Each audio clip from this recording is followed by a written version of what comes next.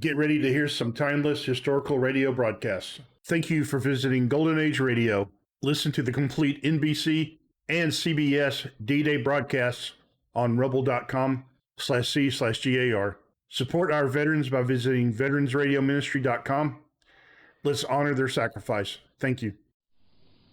Thank you, Richard Harkness. Now NBC continues its coverage of the invasion as we return you to the NBC newsroom in New York. And from New York, we bring you further reports on Allied invasion operations with Don Goddard. This is Don Goddard with the summary of the hours up to this moment of this very exciting day, this historic day, the day for which the world has waited, D-Day, the day on which the Allied armies gathered in England under the supreme command of General Eisenhower have lashed across the Channel to bring the liberation of the peoples of Europe from their Nazi oppressors. Yes, it's the real thing, the invasion. Thousands of Allied troops, paratroopers, are spearheading this invasion, dropping behind Nazi lines to knock out that first line of defense. Overhead, the skies are black with Allied planes, dropping their bombs on every likely target, at every point where the enemy might launch the defense.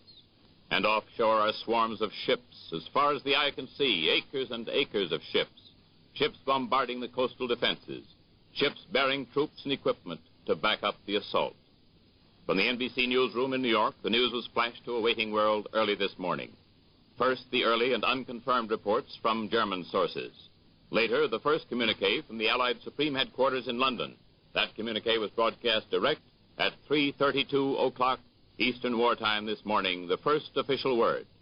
We have a transcription of that historic message, which we're now going to rebroadcast. Here is the first word, the first official message sent out to the world on the Allied invasion.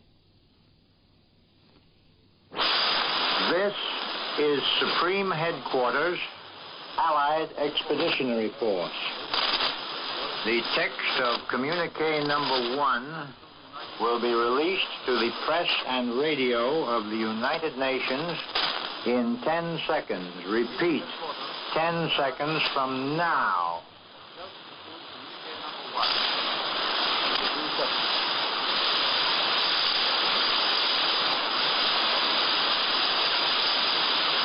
Under the command of General Eisenhower, Allied naval forces, supported by strong air forces, began landing Allied armies this morning on the northern coast of France. The communique will be repeated. Under the command of General Eisenhower, Allied naval forces, supported by strong air forces, began landing Allied armies this morning on the northern coast of France. This ends the reading of communique number 1 from Supreme Headquarters, Allied Expeditionary Force.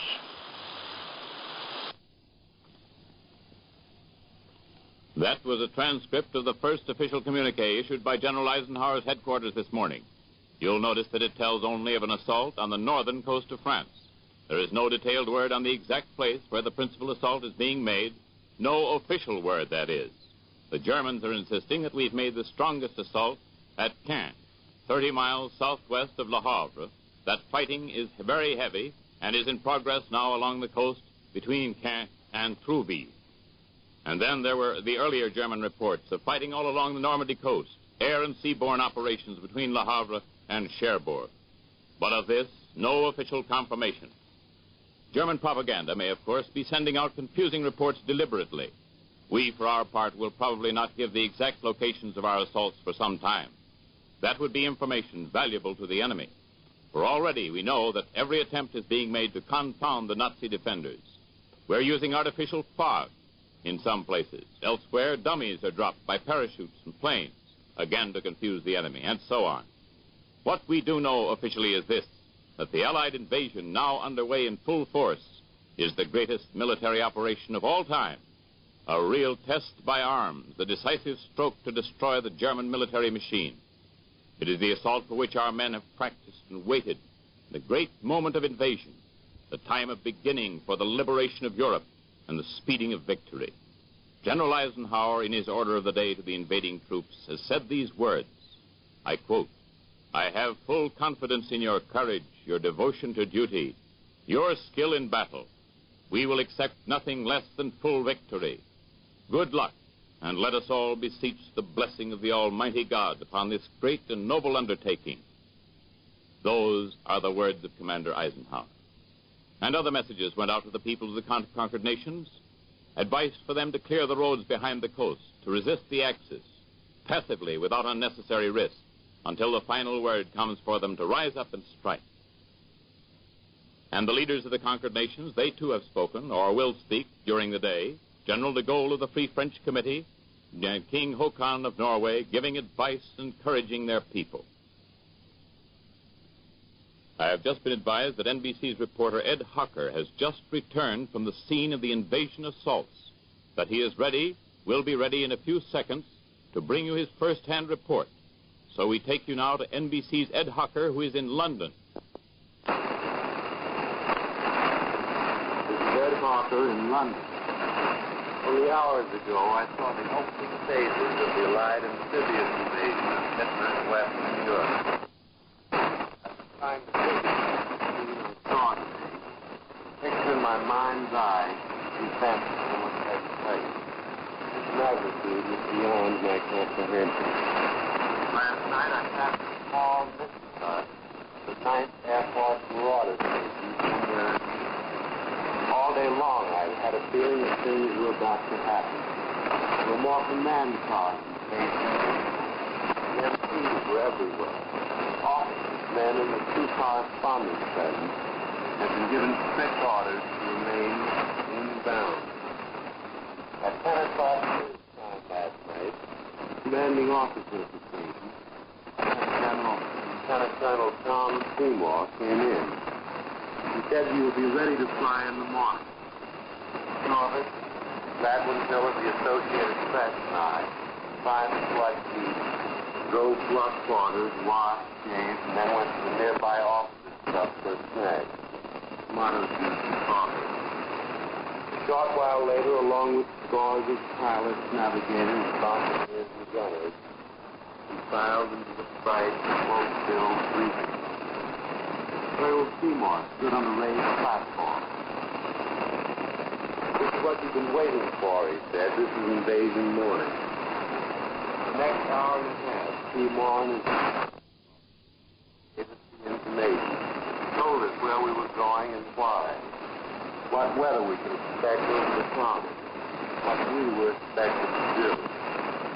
Seymour then read messages to the boys from General Sam Anderson.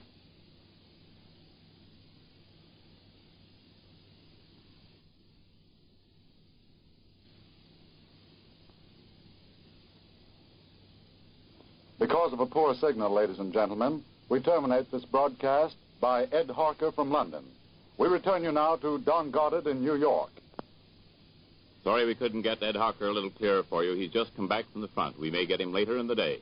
But for those who may have slept through the momentous hours of this early morning, who failed to hear the first report, here's how the news of the invasion reached the world and how it was carried to the American stations of the National Broadcasting Company. At 12:37 a.m. Eastern Wartime, the German news agency Transocean broadcast that an Allied invasion had begun. At 1 o'clock, German DNB agency broadcast that Le Havre was being bombarded violently from the sea and that German naval craft fighting Allied landing craft off the coast. And at 1:56 a.m., the Calais radio said, "This is D-Day." At 2:31 a.m., spokesman from General Eisenhower in a broadcast from London warned people of the European invasion coast that a new phase of the Allied air offensive had begun, and then ordered them to move 22 miles inland. At 3:29 a.m. Eastern Wartime, the Berlin radio said that the first center of gravity is the city of Caen, the big city at the base of the Normandy Peninsula. At 3:32 a.m., Supreme Headquarters of the Allied Expeditionary Force announced that Allied armies had begun landings on the northern coast of France. And at 3:40 a.m., the SHAEF announced that General Sir Bernard L. Montgomery was in command of the assault army, which comprised the Americans, the British, and the Canadians. And here's an eyewitness account by Richard Huttelet, representing all American news services. Said he, I watched the first landing barges hit the beach at exactly the minute of H hour. I was in a 9th Air Force Marauder flying at 4,500 feet along 20 miles of the invasion coast. From what I could see, says Hotlet, in these first few minutes, there was nothing stopping the assault parties from getting ashore. I spent about half an hour over enemy territory. We flew over and bombed some of the coastal fortifications, but except for some light flak from inland positions and from some type firing at us, we saw no enemy gunfire. The only other sign, says this reporter, the only other sign of life in enemy territory were some white and yellow parachutes dotting the ground where our men had hit. The weather was favorable to the operation, says Hotlet. Other sources this morning have said that our bombers flew by a faint moon. Offshore Allied warships were bombing the enemy coast. They seemed to do it without any opposition. The Luftwaffe just didn't seem to be there. Says the Berlin radio in a broadcast recorded by NBC this morning, a strong Allied air attacks have been launched in the Dieppe area now. That is farther east on the coast. And at least 4 Anglo-American airborne divisions have attacked the French coast between Le Havre and Cherbourg. That's what the German agency says. Mind you, this is not official from our headquarters as yet. That is a German report. And they say that glider formations also have been observed. Undoubtedly, they're being used, but we haven't any official word on it as yet. And now we hear that the Allies have fought their way inland. In some places as deep a penetration as 10 miles. The German news agency again says that Allied troops are battling now 10 miles inland from the coast of Normandy, where their first landings were made. And the German news agency also reports that the Allies landed reinforcements after the first wave of troops swarmed ashore. London says the first waves of shock troops and paratroopers went ashore between 6 o'clock in the morning and 8:15, that would be British time. They landed at several points along the coast of Normandy, between 90 and 100 miles below the south coast of England, the historic coast where England's big naval bases are. And back in Washington, General John J. Pershing, leader of the AEF in the last war, is confident that the Allied invasion armies will be triumphant. He issued a special statement early this morning. It was released by the War Department, and he compares the present struggle with the one he knew so well. He says, and we quote, "The American soldier of 1918, 1919, fighting in a war of liberation, wrote by his deeds one of the most glorious pages in American history. Today, the sons of American soldiers of 1917 and 1918 are engaged in a like war of liberation. It is their task to bring freedom to peoples who have been enslaved. And I," says General Pershing, "have every confidence that they, together with their gallant brother-in-arms, will win through to victory."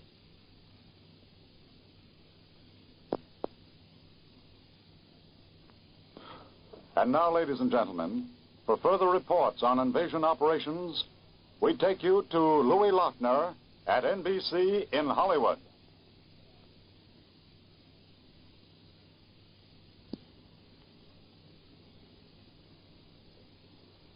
And now NBC presents Louis P. Lochner, one of America's foremost European correspondents. Mr. Lochner's ability to interpret this morning's momentous news is based upon more than 20 years spent in the areas where the battle of liberation is now raging. Here is Mr. Lochner. Good morning. Unless the Nazis have been deceiving the world in all their fishing expeditions for information during the past fortnight and longer, the frontal attack on Festung Europa is a military conception so bold and daring that even the German High Command probably did not expect it. We are evidently going to do the job the direct and hardest way. Therein, I believe, lies the best opportunity of success. Also, it is a good omen that the intuition corporal, Adolf Hitler himself, is reported to have taken over the supreme command. That is reassuring news, if true. If you recall what happened in recent days, you will remember how the Nazis first strengthened their defenses and reserves in Denmark, fully expecting us to land there. Then we heard of Rommel turning up in Yugoslavia, personally to lead anti-invasion movements there. Then again, there was the suggestion that vast United Nations armies were poised for attack in Sardinia, Corsica, and northern Africa to launch the major offensive in the south of France. But little was said in German pre-invasion commentary about a possible direct frontal attack from England on the western section of France. If it was mentioned at all, it was put off almost derisively as something that would easily be stopped by the forces under the command of Field Marshal von Rundstedt. Eisenhower evidently decided that the risk could be taken of making the direct attack upon that section of the vast coast extending from Spain to northern Norway, which must be regarded as the most heavily fortified. Our military intelligence must have reported vulnerable points, and it is to be assumed that for these points we are heading. I'm reminded of a visit to Hitler's Westwall or Siegfried Line in the late autumn of 1939. To us as laymen, the fortifications seemed formidable indeed. But with us was the former chief of staff of the Finnish armies, General Wallenius. I turned to him and said, "General, is the Westwall impregnable as our German guides have been telling us?" The general looked about for a moment to make sure none of our Nazi guides was listening in, then said, "There is no such thing in the military language as impregnable. Every fortification in the world can be taken. What you must figure out is the cost, and if you're willing to pay the price, you can take your objective. I should merely say that the German fortifications that we have inspected are formidable, very formidable indeed, but they can be taken." Later, in early 1941, I found myself in Greece. Again, we inspected a fortification system that was considered equal to any and every occasion. It was the famed Metaxas line. The Greeks and their Western allies seemed convinced that the line, with the mountains as their natural reinforcement and background, would surely hold. But the Nazi General Staff somehow found a way to crack that system. It discovered a narrow pass far down in the Struma Valley, I believe it was, and sent some daring men through it out of range of the Metaxas line guns far above. These daredevils, after making their way stealthily through the ravine below, climbed upwards and surprised the Greeks from the rear. Again, an illustration was given the world that a fortification system can be cracked. More recently, we saw in Italy how quickly the allegedly impregnable Gustav and later Adolf Hitler lines were blasted. All these earlier examples should give us a feeling of confidence that our invading forces have ferreted out the weak spots in the Atlantic Wall and will single them out for attack. By that, I'm not trying to minimize the enormity of our task. I was along the Atlantic coast of Belgium and France in June 1940, and a week or two after the Nazis had taken over, and then again in late October 1940. Then the difference between my two visits was colossal. Where formerly one gun had stood along the coast, my general impression was that now there were 3 guns. That was only a superficial survey, but it is to be presumed that the Atlantic Wall has constantly been strengthened and improved. One of Hitler's methods of trying to protect the Atlantic coast was that of running many spurs of railways out to the very cliffs facing the English cliffs. To the ends of these spurs, he hoped to run some of his heaviest guns. We saw some of them, enormous fellows, mounted on 2 flat cars each. Apparently, the plan was to have these located further inland at some focal point, and from there to hasten them in whatever direction they were most needed. Now, I doubt whether we need to worry very much about that particular feature of the defense, for the RAF and the U.S. Air Force appear to have done a very thorough job when day after day, week after week, they ripped up the railway installations of France and of Belgium and of Holland. I can't see Hitler's railway truck-mounted guns having very much freedom of movement. The initial reports all speak of the attack on the French coast, but General Eisenhower, in his brief radio address from England, significantly spoke of the cooperation with our Russian allies. The ensuing hours and days will probably bring front-page news again out of the Soviet Union, where evidently preparations have been made these weeks since the fall of Sevastopol for the next big offensive, wherever that may be. The Russians are obviously dovetailing their next effort into the great invasion. It is also a piece of careful timing that the American air bases in Russia are fully ready for action at this very moment. Hitler needs every facility he can command to meet the Allied thrust. That means also that he must have a constant flow of war materials from his widely diffused factories. I don't think I'm very far from the truth when I suggest that of late the hitherto safe regions of eastern Germany, of Poland and Czechoslovakia have been his best sources of supplies. For in the West, we appear to have done a pretty solid job of blasting. Now, the railway installations all over Germany have already been interfered with effectively the past weeks, and transport has become a major problem. In addition, shuttle bombing from Russian bases available to our air forces will now interfere successfully with further production. Granted that the Nazi armies may have vast stores of munitions in the West, that material goes fast in supersized invasions of this sort, and one nice day it will have been expended. Then what next? There's where the outstanding importance of the shuttle bombing comes in. If the factories in the east are blasted, one further vast reservoir of war materiel disappears. I said at the beginning that the place of our main attack probably surprised the Hitlerites, who could not conceive of such daring and boldness. Maybe we're also not wrong in speculating that the time of the beginning of D-Day may have surprised them. For the whole world was concentrating its attention upon Rome and the fight against the Nazi troops in Italy. Usually, after the taking of a world capital, a little pause sets in to take stock of the situation, to measure its psychological effect upon the enemy. But evidently the massed forces of the United Nations, ready for the main attack, are so enormous and are so well provided with all the innumerable things necessary to wage war successfully that the whole Italian show can go on without any relation whatsoever to what is happening in France. We may, of course, hear from Allied troops on Sardinia and Corsica as joining in the harassment of the Nazis in southern France. But as far as continental Italy is concerned, I can well conceive that General Alexander and General Clark are rendering the best possible aid to the Western invasion by keeping the 25 German divisions in Italy, or whatever is left of them, busy and bottled up.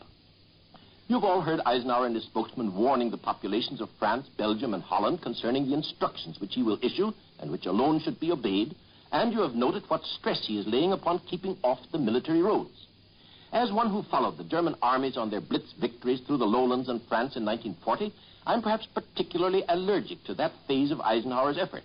The sad story back in 1940 was that the Nazis, with the aid of loudspeakers, sent on dashing motor cars into villages and smaller cities, and with the cooperation of venal quislings, managed often to convey the impression that the Germans were only a few miles off, when as a matter of fact they were great distances away.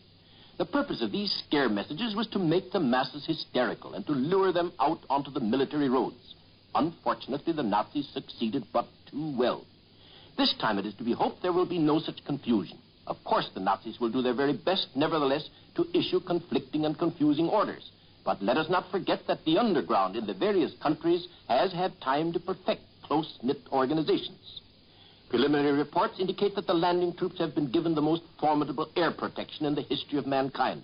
If World War II has proven anything, it is that in this day and age, successful offensive presupposes preponderant air power. To gain that air superiority, the United Nations have not only stepped up production to fantastic proportions, but have done everything humanly possible to destroy as much as possible of the once colossal German Luftwaffe. The Nazis have been boasting of hoarding certain Luftwaffe reserves for our D-Day. Personally, I feel convinced that that is a gigantic bluff. Or, to put it more conservatively, whatever the Nazis may have, they will now be compelled to throw into the effort. And before long, we shall then see that those reserves are by no means inexhaustible. Once the Luftwaffe is knocked out, the German weapon will have been blunted appreciably. You have just heard Louis Lochner speaking from Hollywood. We return you now to the NBC newsroom in New York.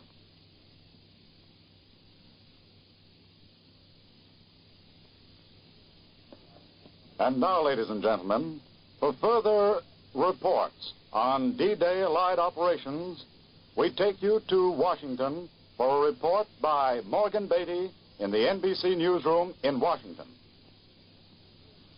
For more than 5 hours now, we've been covering the invasion of Europe, and all our reports up to now have necessarily been fragmentary. That is, our reports on actual operations.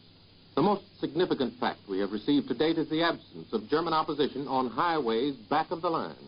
This inevitably means that the enemy is deliberately holding his fire, except for coastal defense and other prepared fire. He's deliberately sitting back, waiting to determine the magnitude of the Allied attack across the Channel. The Germans are well aware that the Allies have many more suitable choices for invasion around the coast of Europe. There's no point in their committing their major forces until they're sure of where we're going to land, if we do, in addition to the invasion coast. But for the privilege of being sure, of waiting, of holding back, the enemy may be trading to us precious bridgeheads. He may well have been fooled, too, on the points of landing, because it's a matter of record that Prime Minister Churchill told the world at Quebec exactly where the Allies were going to land first. Here's what Mr. Churchill said then, and I quote him. "I look forward to the day when British and American liberating armies will cross the Channel in full force and come to close quarters with the German invaders of France. Whenever the great blow is struck, you may be sure it will be because we are satisfied there is good prospect of continuing success and that our soldiers' lives are expended in accordance with sound military plans and not squandered for political considerations of any kind. The preliminary reports detail the experiences of airmen last night attacking the invasion coast and of reporters who went with airborne troops over the invasion coast. This is exciting, dramatic, and tactically a very important part of the invasion plan. But the strategic plan itself, the main effort, really is the first 1,000 yards of beachhead at every landing point in France. The other day in Britain, they turned out another combat team at the United States Army Assault Training Center, one of the teams that today is battling its way through the first 1,000 yards of beachhead on the hostile shores of Europe. Some of the newsmen in England who are today with a combat team went along for the graduation exercises at that combat training center to see the demonstration of skill by these strapping American soldiers, the cream of the crop. The newsmen were cautioned that what they had seen in the way of training and weapons had been learned at a terrific price at Dieppe, bloody Dieppe, Salerno, Tarabah, and in other landings. The secret had to be kept. This training, these skills of the combat teams, had to be hidden so it would come as a surprise to the enemy. But Colonel Paul W. Thompson, the commanding officer of the training center, was quite willing to reveal the general plan of these combat teams. We have, he said, a clear-cut, limited objective. We have devised a method of getting through heavily fortified beaches, beaches protected by artillery, beaches that are mined, beaches filled with pillboxes, tank traps, and other barriers. By using our methods and our training, our intelligence and our arms, we will take the first 1,000 yards. The first 1,000 yards. Everything depends on that. The first 1,000 yards is invasion. From there on out, an army has movement, has leeway. Perhaps most of us don't have the full picture of what's really behind that first 1,000 yards. The energy of 130 million Americans, 47 million British subjects in the British Isles is part of it. The vast resources of the greatest nations of history. Invasion, you know, is war in 7 stages. The first stage is production on the home front. The second stage is transport on land and sea and in the air to the point of attack. The third stage is strategic bombing of the enemy across the water barrier that protects him from our land armies. The fourth stage is tactical bombing at the beachhead points selected for attack, the wrecking of the enemy's supply trains, his airfields, his coastal fortifications, and the towns he fortifies back of the invasion coast. The fifth stage of invasion is the landing operation, amphibious attack, the actual assault on the enemy shore under fire. The sixth stage of invasion is the beachhead operation itself, the establishment of a foothold, penetrating perhaps 30 to 50 miles into enemy territory and sticking so that great armies can be landed with all of their vast gear. Then comes the final and seventh stage, the infantrymen and artillerymen dream about, the grim game of war, a game in which the armies move in strategic plays until one or the other is checkmated, finally, and is given the opportunity either to surrender or to suffer annihilation. Today, the combined Allied military and naval services catapulted against Europe the fifth phase of invasion.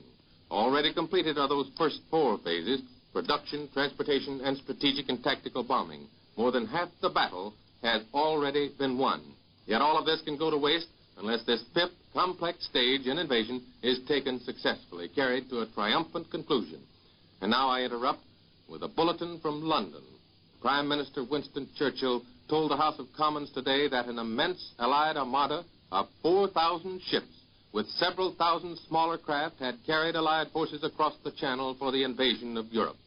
The Prime Minister also said in his speech to Commons that massed airborne landings had been successfully effected behind the German lines. That is the beginning of a beachhead. On every hand, we're told that the establishment of a beachhead is a complex operation. But complex is merely a word indicating a delicate piece of machinery like a watch. What do we mean by the complexity of invasion? First, there's a strategic plan. It took President Roosevelt and Winston Churchill and Joseph Stalin 2 years to get together on the question of when and where the invasion should take place, as Richard Harkness has told you a half hour or so ago. After that plan had been perfected, which meant that after 6 months had elapsed before the ultimate weight of invasion could fall, there was more to be done. And that meant that by June 1944, invasion could actually take place, and it's significant that June the 5th was the day. If the Germans could be battered into a punch-drunk condition, of course, by air attack, then diversion itself could become invasion. But anyway, the timetable was set at Tehran in the fall of 1943. That plan is being carried out, as Prime Minister Churchill told Commons today, at this moment, against the shores of Europe. Britain was chosen as the near base of operations. We cannot reveal the Allied plan now, but we can discuss the general way in which invasion is tied together. What makes invasion tick? It's very much like the principle of interchangeable parts in American industry, mass production. Suppose we describe a part or so. Supply, for example, is manufacturing, packaging, everything armies and navies need, from spark plugs to smallpox vaccine, from watch springs to 16-inch guns. American and British factories have been turning out supplies for 4 long years.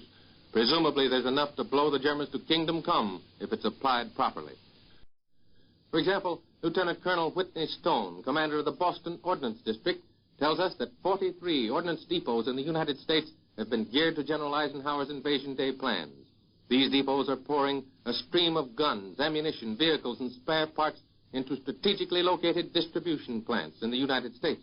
The Ordnance Department, says General Stone, is supplying 2,300 separate major combat items and 350,000 kinds of spare parts, parts needed to keep the machines of war in repair.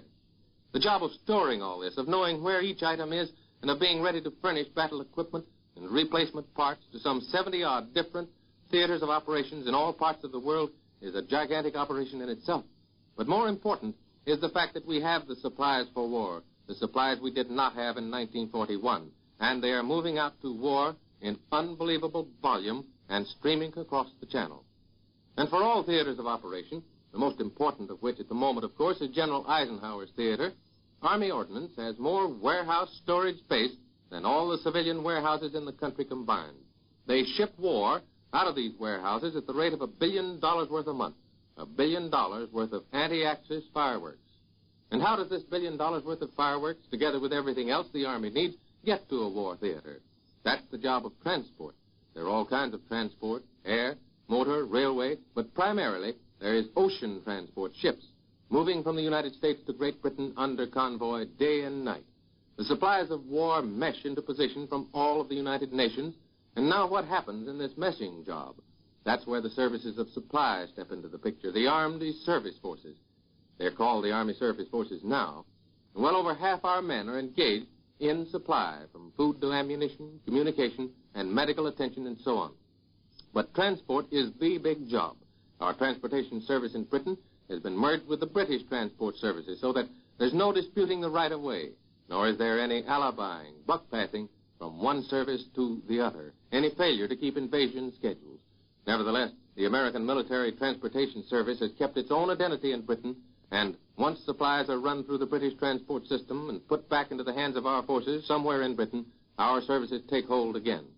Because of this double Anglo-American load, however, the transportation system of Britain has been running an average of 1.25 billion tons of freight every day in preparation for invasion. The canal system of the British Isles, a system perhaps you never heard about, is moving 1 million tons of invasion per month. Also backing up invasion, speeding it along, there's a fleet of 14,000 long-distance trucks, and the British railway system is running about 2,000 extra trains a week, special trains for troops and other invasion traffic.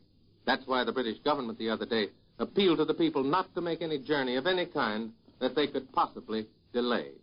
And once the trains have deposited the troops in the port, the whole business has to be reloaded into ships and boats. That takes more complicated planning than mere railway movement. Each ship is blueprinted, that is, loaded on paper first, so that all the space will be used, so that the weight will be evenly distributed, and so the right packages are put in the right places.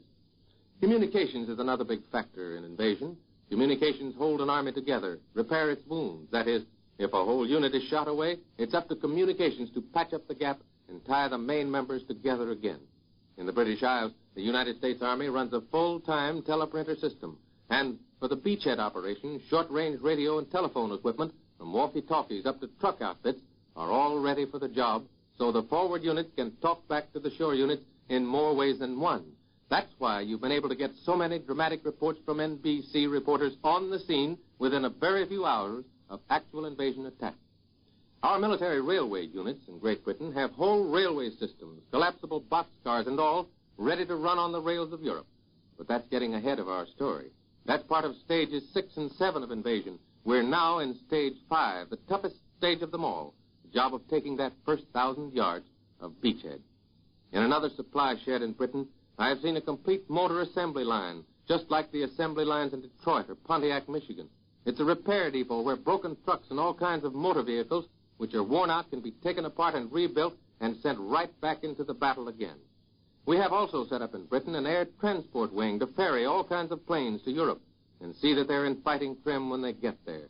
These planes also carry strategic parts and material for the Army service forces, things needed at the drop of a hat. And all of this is a part of the business of getting a soldier ashore in a hostile area and advancing him that first 1,000 yards. Now, about the actual combat. As time goes by, hours, days, and weeks, the whole strategy and tactics of getting ashore on continental Europe will be revealed. At the moment, we know part of the story, that the air forces are blasting the daylights out of German positions. The airmen hope to prevent the enemy from hindering, from the air, our initial attack. There'll be plenty of transporting of troops by air to critical points, too, as the initial struggle gets underway. But the naval armada, the escorting ships, and the actual vessels of the invading forces all sail to a rendezvous in these invasion attacks. At that point, ships designated for the dash ashore are herded together like sheep under the guns of a special naval task force, all waiting for the 0 hour they've set. At that moment, they steam shoreward to assault the particular strip of beach they've been told to take. And in the very first ships are the Army's combat teams. They've been training for more than 2 years for this moment. The youngest, most athletic of our soldiers and Britons are in this small wave. They're all-purpose men. They're a small duplicate of a huge army, skilled in hand-to-hand combat, like the commandos, only with more specialized training, perhaps. We cannot tell you today just what these teams do, how they're operating to gain a toehold, but all the lessons learned through the spilling of blood at Salerno, Dieppe, Tarawa are in this, seared in the minds of these men. They're the cream of the crop. They're determined and fearless. And before they landed, they knew they would set foot on beaches strongly fortified with artillery, mines, pillboxes, tank traps, and other barriers still more horrible. And each man, as he went ashore last night, had the equivalent of this order from his general. You have a clear-cut and limited objective. You will get through heavily fortified beaches. You will take the first 1,000 yards. And remember, there has never in all history been such a landing as the one you're participating in today.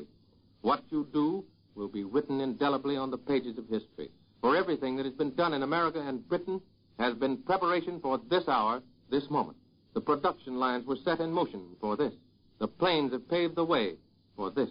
The workers have worked long hours in factories for this. The Battle of the Atlantic was won for this. The whole vast organization of war has been organized, geared to this. You, soldier, are to take the first 1,000 yards. You have just heard Morgan Beatty speaking from Washington. Now NBC continues its coverage of the invasion as we return you to the NBC newsroom in New York. As part of the NBC's network coverage of the invasion, we bring you now more late news from the NBC newsroom in New York.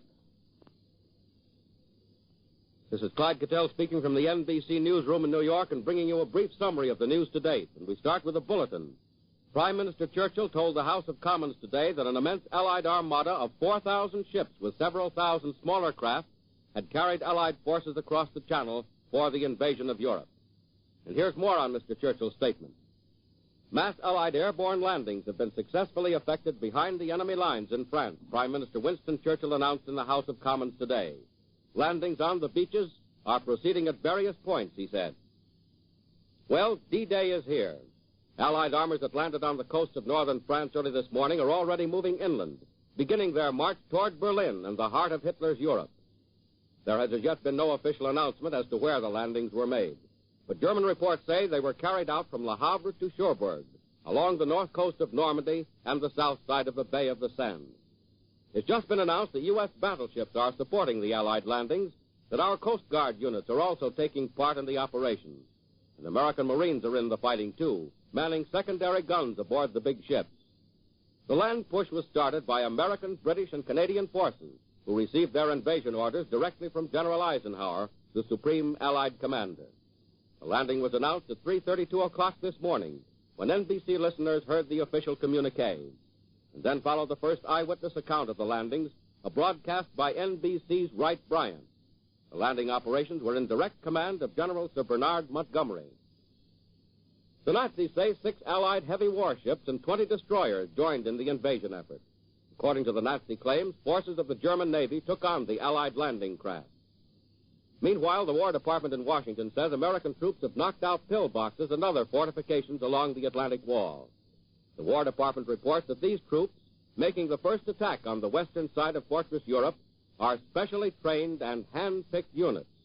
They put into practice tactics which were perfected in North Africa, Sicily, and Italy. Overhead, as the Allied troops go forward, Allied planes are smashing at the enemy. The headquarters of the European Theater of Operations says Allied planes are, and we quote, hitting any target that has a bearing on the strength of the armies at the front. The report says that no target is too small. Flyers of the 9th United States Air Force are flying more fighter-bomber missions with more aircraft than any Air Force in history. Before the Allies officially announced the invasion, the Allied High Command told the French people a new phase in the air war had begun. The broadcast did not elaborate, but a broadcast to the Dutch told the people of Holland to evacuate their coastline at once to a depth of 21.5 miles. However, there are no reports on landings in Holland. On the Italian war front, Fifth Army troops are driving ahead this morning, still pushing northward against weakening German resistance. Our men have driven 5 miles beyond the Tiber River, and other Allied units are still going over that stream at several other places. The Nazis have apparently not left even rear guard forces behind as they retreat toward the Po River. The fall of the Italian capital, the eternal city of Rome, was memorialized last night in that address by President Roosevelt. And his broadcast was perfectly timed with the invasion drive of our armies into northern France. And of the capture of Rome, the President said, "That's 1 up and 2 to go." He referred, of course, to the fact that Allied armies still have Berlin and Tokyo to conquer.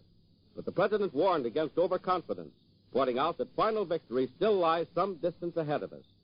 But Mr. Roosevelt declared that distance will be covered, that ultimate triumph will be ours. On the Eastern Front, land action is still on a relatively quiet scale. But the Russians are expected to strike out now to renew their drive toward the west, toward Berlin. There's been every sign of late that the Red Army was holding its divisions back, waiting for the opening of the second front in Europe. But that second front now opened, new large-scale offensive action is expected from the Russians. The latest word we have from Moscow, though, gives no indication that such a renewed offense has yet begun. The Germans continue to attack around the Romanian city of Iasi, and the Russians continue to beat them back, taking a heavy toll of enemy soldiers and equipment. In the southwest Pacific, our latest attacks have taken another chunk out of the Japanese fleet. In operations north of Dutch New Guinea, our airmen sank 1 Jap destroyer and left another sinking. Other raids were carried out over the enemy base of Truk. Our progress is slow but steady in the land campaign for the airdromes on Biak Island in the Skooten Group. Washington's attention will be divided today between the new drive in Europe and plans for a new investigation of the Jap attack on Pearl Harbor. A congressional investigation into that enemy sneak action has been proposed by Senators Ferguson and Chandler. It would be separate from any other inquiries made by the Army or Navy. The senators passed a resolution urging the two services to make their own studies so that the facts may be recorded for any future trials of Admiral Kimmel and Major General Short, the Navy and Army commanders at Pearl Harbor at the time of the attack. Incidentally, Washington has 2 members of the Clark family making news this morning. While General Clark is leading his 5th Army north of Rome in Italy, Mrs. Clark is preparing to aid in the 5th War Loan Drive. She said in a United Press interview that she was excited and very humble over the news of the fall of Rome. But to do her part in the war effort, Mrs. Clark will leave in a few days to open war loan campaigns in the New England sections of the country. And that's the news up to now. This is Clyde Cattell speaking from the NBC newsroom in New York, and turning you now over to Robert St. John. At 37 minutes past midnight this morning, there were only 2 or 3 men sitting around the NBC newsroom. It had been a busy news day, but around midnight, things had quieted down. News editor Buck Prince and several men of his staff were having coffee and donuts. And then, at 12:37, the bells on one of our automatic news machines began to ring. Coffee and donuts were forgotten because bells mean a bulletin, and any bulletin might be the bulletin we were all waiting for, the bulletin announcing the invasion of Western Europe. But this looked like an innocent, unimportant bulletin at first. It was just some Nazi claim. But wait, it might be the tip-off on the big story. It told of a broadcast by the German Transocean Agency, a broadcast claiming that the Allied invasion had begun. The NBC network at that moment was carrying a dance band from Hollywood. The music was suddenly stopped. An announcer read the German claim. He was careful to state that this might be a phony. After all, it was from Berlin, and you can't trust Berlin. But on the other hand, it might be true. And so NBC's D-Day plan was quickly put into effect. Telephone operators got commentators and news writers and engineers and announcers on the telephone. And they came streaming in from all corners of New York and its suburbs. They rushed in by taxicab, by subway, by bus. One engineer couldn't find anything faster than a milk truck to bring him in. Now more and more German claims were pouring in over our NBC news machines. But still, silence from London and Washington. But in both places, NBC men were in action. In Washington, they were rushing out to the Pentagon building, the War Department's headquarters. In London, of course, the boys over there knew what was happening.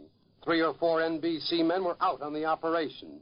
The rest of them in our London office were standing by, waiting for the signal which would allow them to broadcast the greatest story of the century to a waiting world. I can tell you it was a nervous, jittery 3 or 4 hours here in the NBC newsroom while we waited to find out, is it true? Is it false? Is it the real thing? Or is it just another German claim, a German fishing expedition? 3 hours while we prated back and forth to these NBC microphones, bringing you bulletin after bulletin from Paris, from Berlin, from Vichy. Bulletins which we didn't know whether they were true or not. Bulletins which claimed that this had happened and that had happened, that planes were dropping paratroopers over Europe, that France had been invaded. But still, we didn't know. We passed them on to you for 3 solid hours there, warning each time this might be true, but it might be only Nazi propaganda. Calais radio at 1:56 said, "This is D-Day." We passed that on to you. A little later, the DNB German agency said that Le Havre was being violently bombarded and that German naval craft were fighting Allied landing craft off the shore. We passed that on to you. We still didn't know. 2:31 a.m. And then we began to get a feeling that it was really the thing. A spokesman for General Eisenhower made a broadcast from London to the people of occupied Europe, a broadcast in which he warned them that a new phase of the Allied air offensive has begun. That's all he said. He said nothing about invasion. And he ordered them to move 22 miles inland. He warned them to stay away from roads, to stay away from bridges. And then, at 3:29, Berlin radio said that paratroop landings were being made on the Normandy Peninsula. And then, just before 3:30, a message came to us here in the NBC newsroom from London, telling us to stand by for a broadcast at 3:32 a.m. We knew what that meant. We knew then, finally, at last, after 3 solid hours of worrying, we knew at last that it was really happening. And then, at 9 seconds past 3:32, it hit. It hit the air. We sent you over the NBC network and all the affiliated stations across the country. All of them were standing by on a 24-hour schedule. We sent you the flash from Eisenhower's headquarters that Allied armies had begun to land on the coast of France. From then on, the news poured in, bits of news which gradually, from which we were gradually able to build up the picture. One bulletin, for example, told us that British General Sir Bernard Montgomery was in charge of the American, British, and Canadian troops who were making the assault. Well, if you have been up with us during the early hours of the morning, you know how we covered the story. H.V. Keltenborn came rushing in and gave you one of his unusual, his amazing ad-lib comments on what it all meant. We brought you Louis Lochner from Hollywood. We brought you Morgan Beatty and Richard Harkness from Washington. Here from New York, Don Goddard and Clyde Cattell filled in many of the details. And then abroad, over there in London, those men who had been waiting so long for the chance to get the air. David Anderson, one of our NBC war correspondents, came back to the NBC studios in London after having been out with the British forces, and he gave you an eyewitness account of what he'd seen. And then Wright Bryan from Atlanta, Georgia, an NBC war correspondent, the first man to come back to make an eyewitness broadcast. He was with the paratroopers. And then there was Ed Hawker, who had been with the Air Force. And then there was John W. Vandercook, who was in the NBC studio in London. And then down in Washington, NBC announcer Holly Wright made an unusual broadcast from the Pentagon building. It was the first broadcast of D-Day made over any network. It was made over NBC by NBC's announcer Holly Wright, who gave us a color picture of what was happening in the War Department's headquarters. And then from Washington, we also heard the French minister telling in his dramatic, broken English what all this meant to France. And it's still going on. Right outside the door of this glassed-in studio, there are 8 or 10 news machines pouring in bulletin after bulletin after bulletin. Germany claims that she's doing this. Germany claims that she's wiped out so many regiments of American soldiers, sunk so many ships. But now we don't have to pay any attention to Berlin, because now the official, authentic story of the invasion of Western Europe is coming to us from Allied headquarters. The news that has come to us today from our Allied commanders in the European theater of operations is the news which all America, all the world, has long anticipated. It's the news which millions of Allied troops have been trained so long to produce. Through the long months and years of work, these millions of men have been pointing toward this very day of reckoning. Through the same long months, in all NBC news broadcasts, our first thought has been to bring to the nation, with accuracy and with speed, the deeds of our fighting men and the deeds of our allies. We have not overestimated the strength and the resourcefulness of our enemies. Neither have we underestimated the power and vigor and the ability in combat of our own American fighting men. In our own small way, we've made preparations for continuing to cover this biggest war news story of all, with accuracy and with speed. While American fighting men have been training in camps and in combat, here and abroad, our NBC reporters have gone with them. NBC's radio reporters have seen frontline action. They've landed with troops in beach assaults. They've been wounded. They've been hospitalized with disease. And they've recovered and gone back into action just as our troops have done. NBC reporters wear the uniform of the United States Army, and they are sworn to merit the privilege of wearing it. No NBC man has failed to accept his assignment, nor has he failed to complete the assignment. NBC's staff of radio newsmen is now engaged in covering this newest and greatest assignment of all. At NBC, we have selected able and experienced reporters, and we've sent them abroad. The Army, the Air Corps, and the Navy have assigned them their places with the invading forces. We wish them Godspeed and good fortune wherever they may be. On this network of 143 stations of the National Broadcasting Company, we are now standing by for additional developments, which we will pass on to you minute by minute and hour by hour as they happen. News of the invasion will take precedence over all network programs in order that the nation may be informed immediately of action on all fronts. Commanding officers of all the armed forces have given instructions that the American public be informed quickly of all invasion developments. We of NBC are pledged to perform our duty in bringing you this news. On this side of the Atlantic, at our newsrooms in New York, in Washington, across the country, in all affiliated stations of the NBC network, our feelings today are no different than the feelings of every American. We await the outcome. We pray for the triumph of our cause. We maintain our confidence in that ultimate triumph. You've just heard Robert St. John, NBC commentator, speaking from New York. And now we present Alex Dreyer, the last American reporter to leave Germany before the war. We take you now to Chicago and Alex Dreyer. This NBC reporter was stationed in the Nazi Reich through 1940 and 41, until some 14 hours before Pearl Harbor. I had gone behind the German armies as they swept through Belgium, Holland, and France, and I was on the French Channel coast when the Luftwaffe initiated the long, enduring blitz of London. Never had I seen such confidence, such cockiness, such surety of purpose, as was exemplified in the expressions of those Nazi pilots. There was never a doubt in the minds of those fanatical Germans that this was the beginning of the great Nazi empire, which Hitler had preached to them about so often. Back in Berlin, German civilians, tired of the war even at that stage, thought that the Blitz in Britain might bring the war's termination. When I left Germany on the 6th of December in 41, the retreats in Russia had just begun.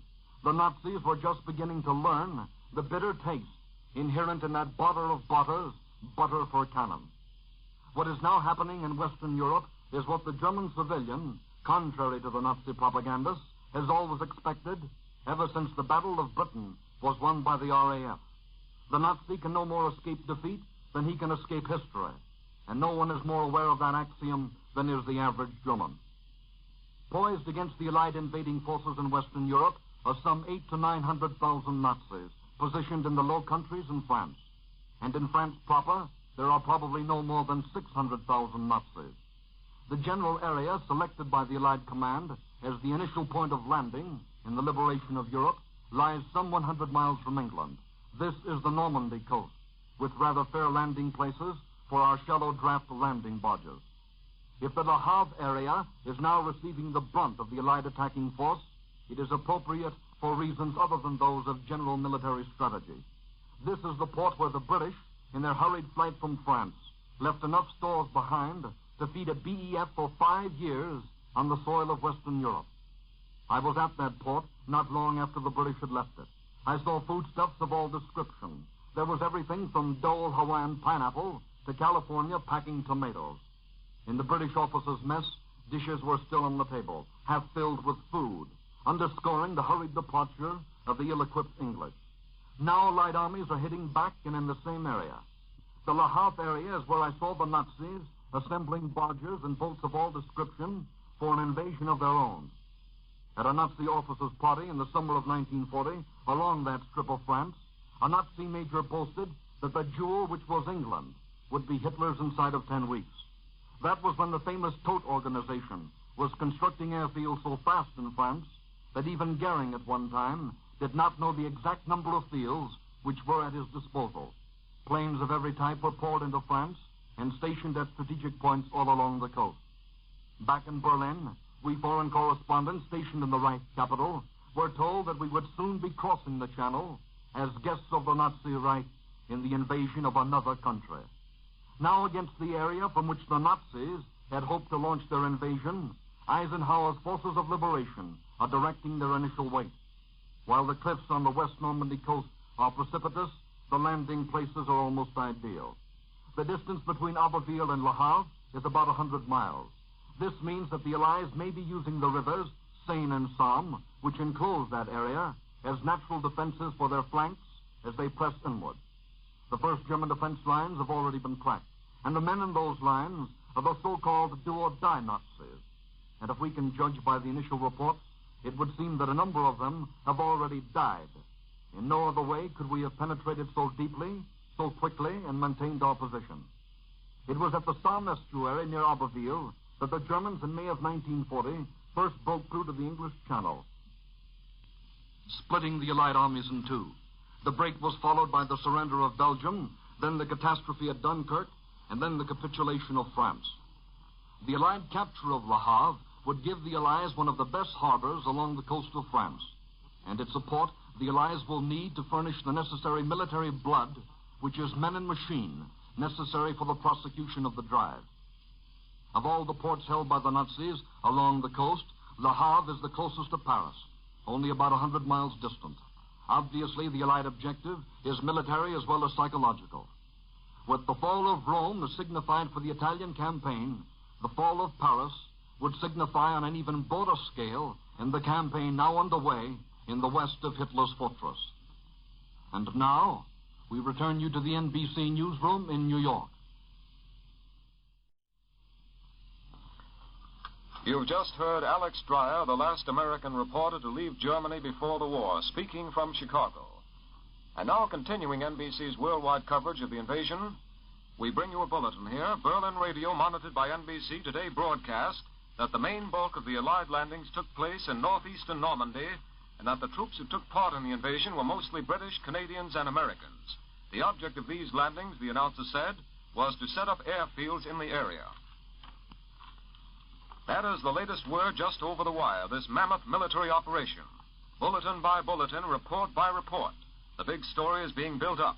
For many months, the National Broadcasting Company has been perfecting its plan for covering this biggest of all war stories.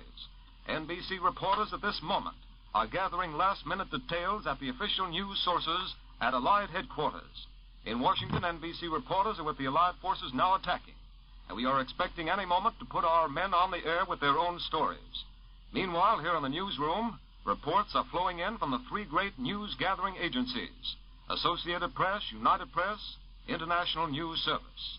As each additional fact flashes through, we will have it on the air within a second or so. Our NBC monitors have their ears glued to enemy and neutral radios, listening for news from Berlin, from Paris, Stockholm, London. For full coverage of this world-shaking story, immediately and accurately, keep your dial set to NBC. And now we present H.V. Kaltenborn, the Dean of American News Analysts, from our NBC newsroom in New York. Good morning, everybody. Let me give you the latest news as it has just been announced by Prime Minister Winston Churchill to the House of Commons.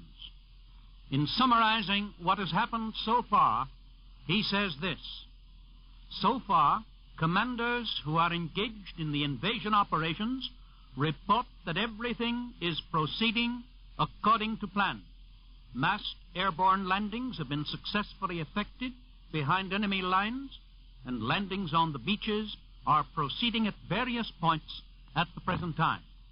The fire of shore batteries has been largely quelled.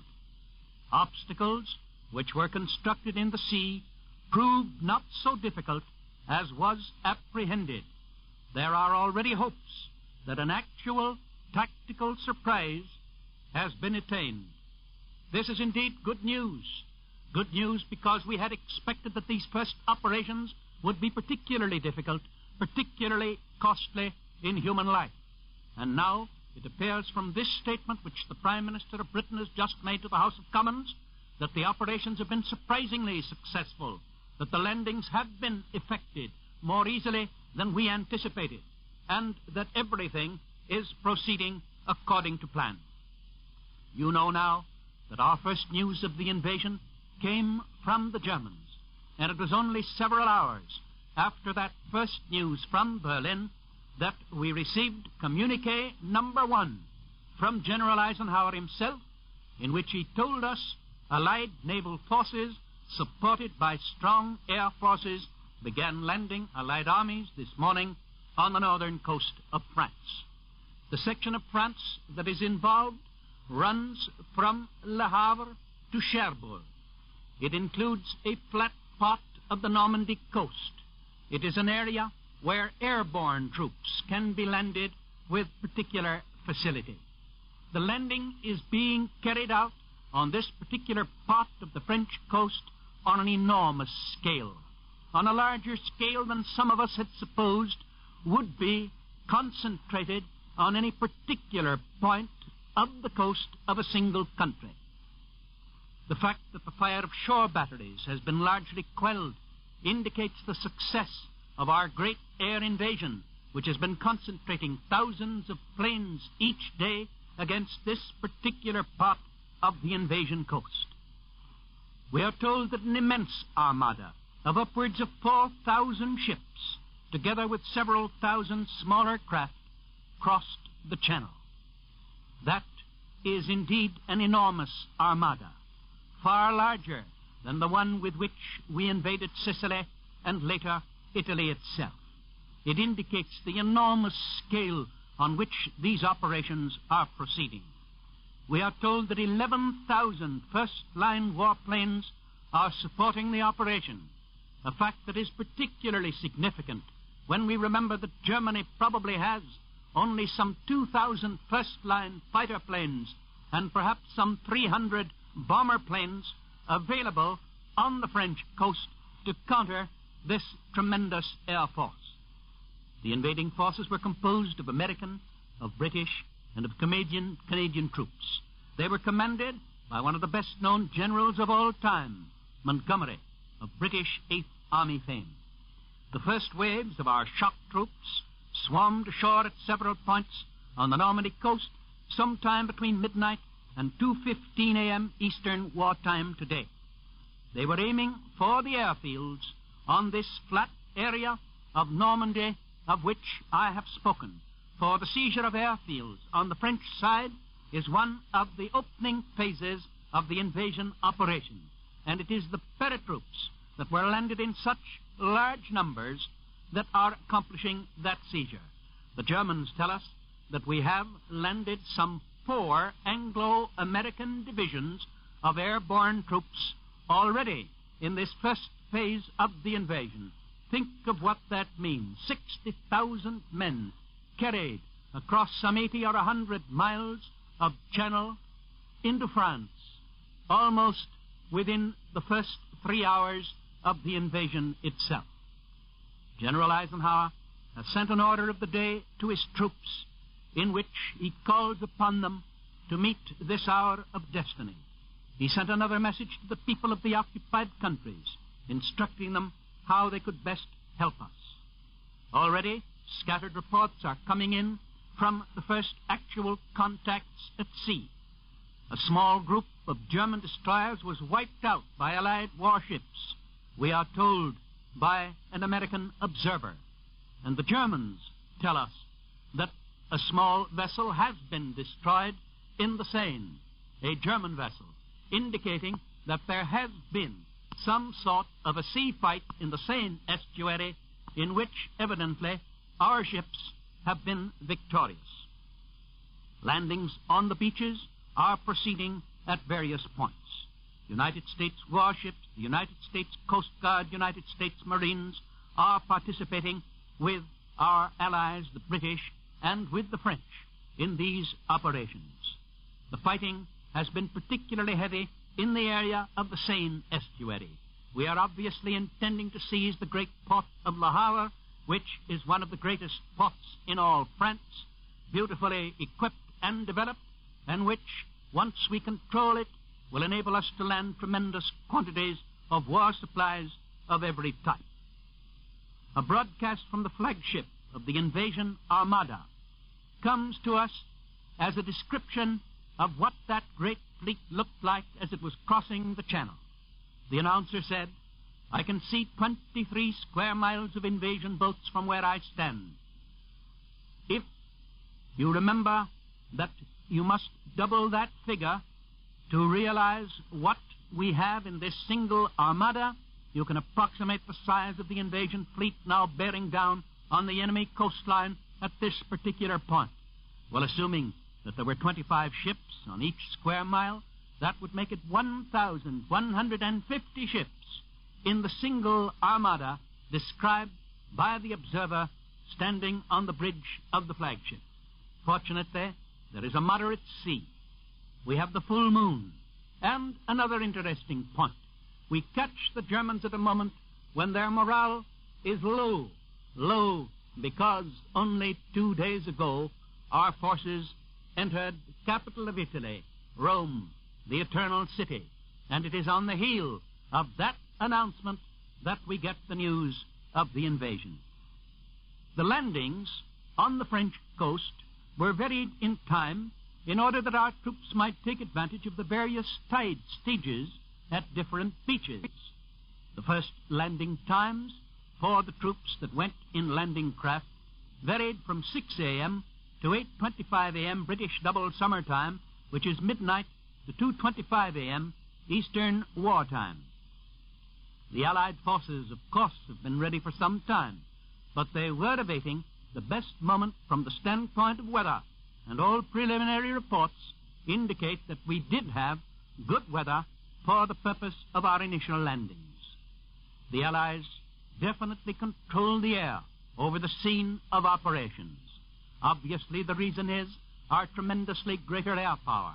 But you remember that many of us thought that perhaps the Germans had been conserving a great deal of air power against the day of invasion, that they were not putting it up before, that they were endeavoring to deceive us as to their air strength.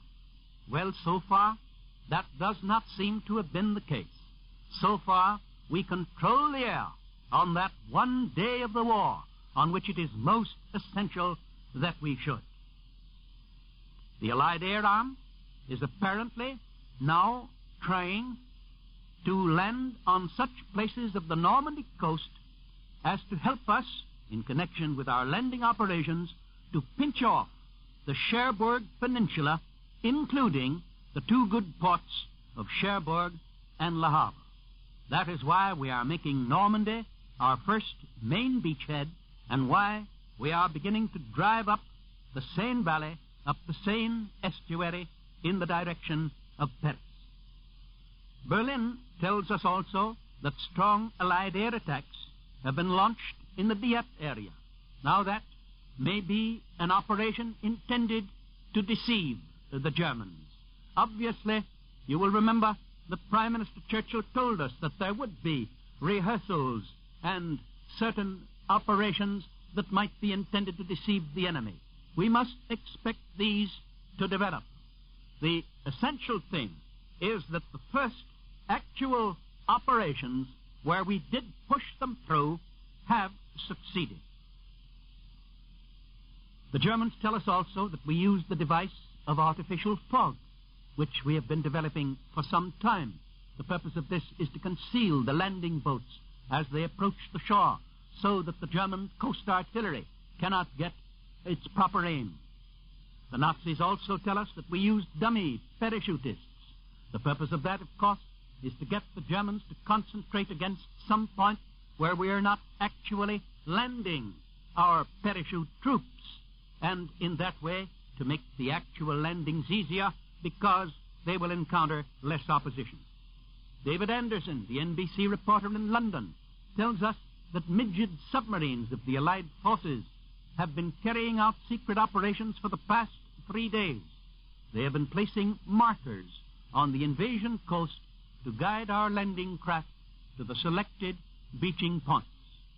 And Anderson also revealed that under orders from General Eisenhower, all Allied planes went into action for the first time this morning, bearing the new insignia of United Nations aircraft. This was done to simplify identification. It is further evidence of the complete unity which the United Nations are achieving. It was announced from London today that General de Gaulle has arrived in England. He is there at the crucial time.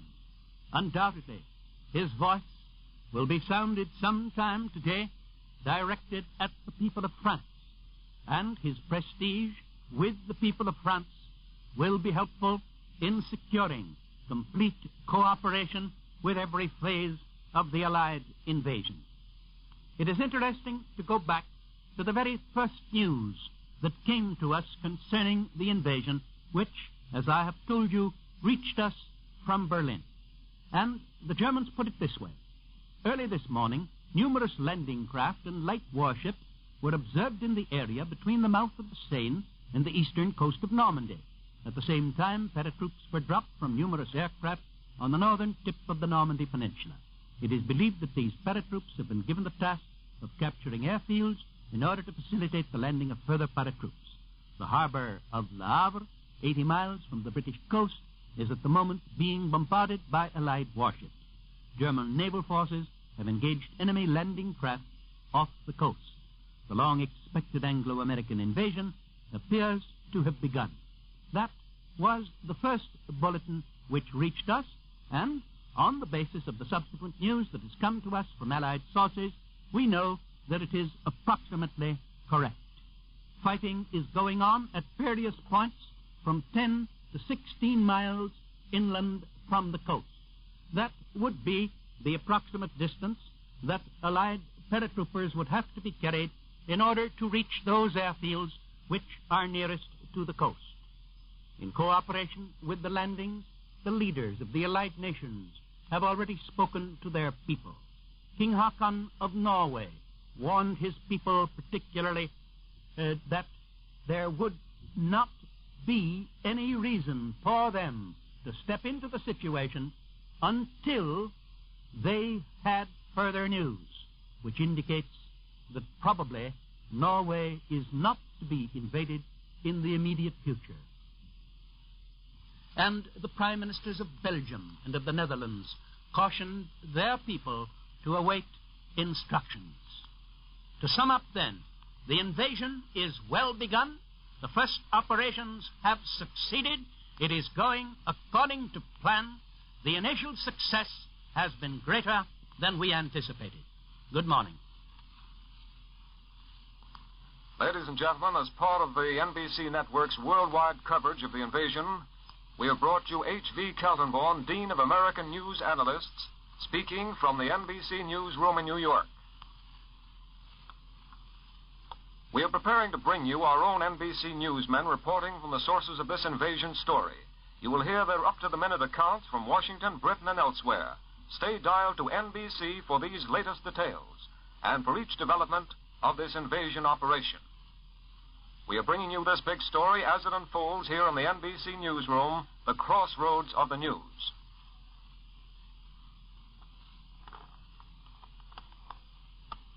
Ladies and gentlemen, not long ago, President Roosevelt commented that the invasion of Europe might better be referred to as the liberation of Europe. At this moment, as that great task of liberation has begun, NBC brings you a sound which heralded the liberation of our own country, the ringing of the Liberty Bell. We take you now to Independence Hall in Philadelphia. This is Independence Hall. I'm speaking to you from the foyer in the south end of the hall, the spot where the famous Liberty Bell has rested since 1915. The Liberty Bell will be rung by Mayor Bernard Samuel of Philadelphia. Mayor Samuel. This great bell, which you are about to hear, was first rung in Independence Hall in 1753. It bears the inscription from Leviticus, "Proclaim liberty throughout all the land unto all the inhabitants thereof." Now, through radio, let it indeed proclaim liberty throughout the land and the return of liberty throughout the world.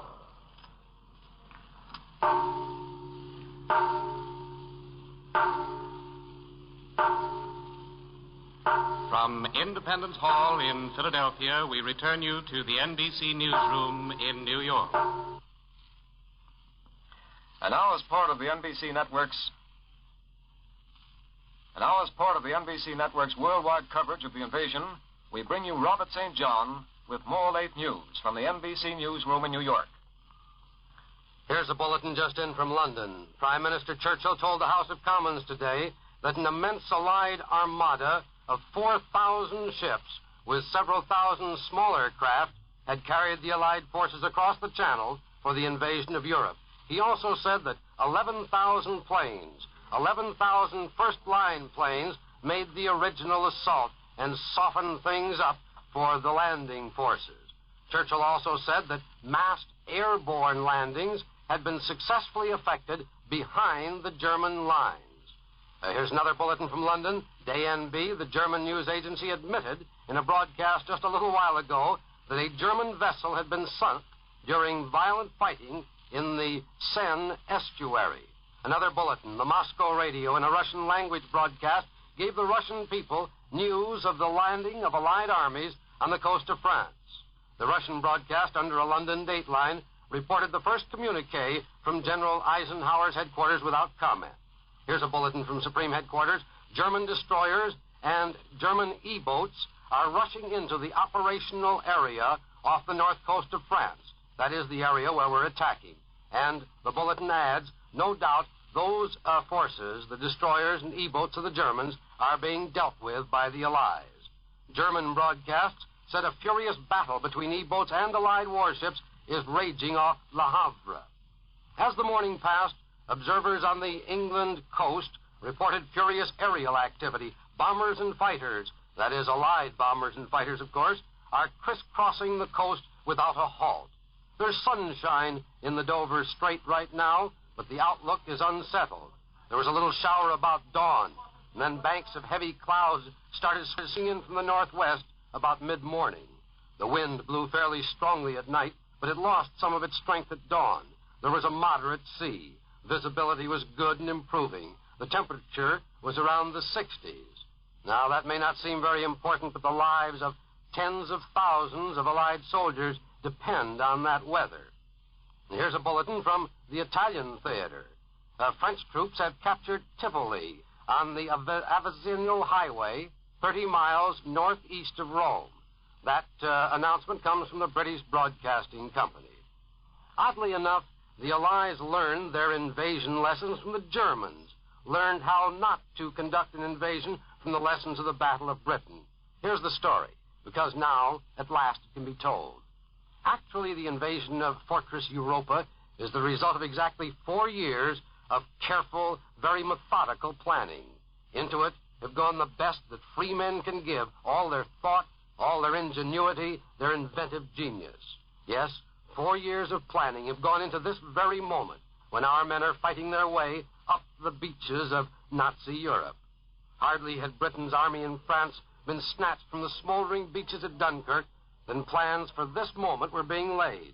And we learned the lesson of invasion from the even blacker, even more bitter days that were to follow, the days of the Battle of Britain, when the hopes of free men clung by what proved to be a mighty stout thread after all, the thread of British courage. After the capitulation of Belgium and the Nazi breakthrough in France, Britain faced one of her darkest hours at Dunkirk.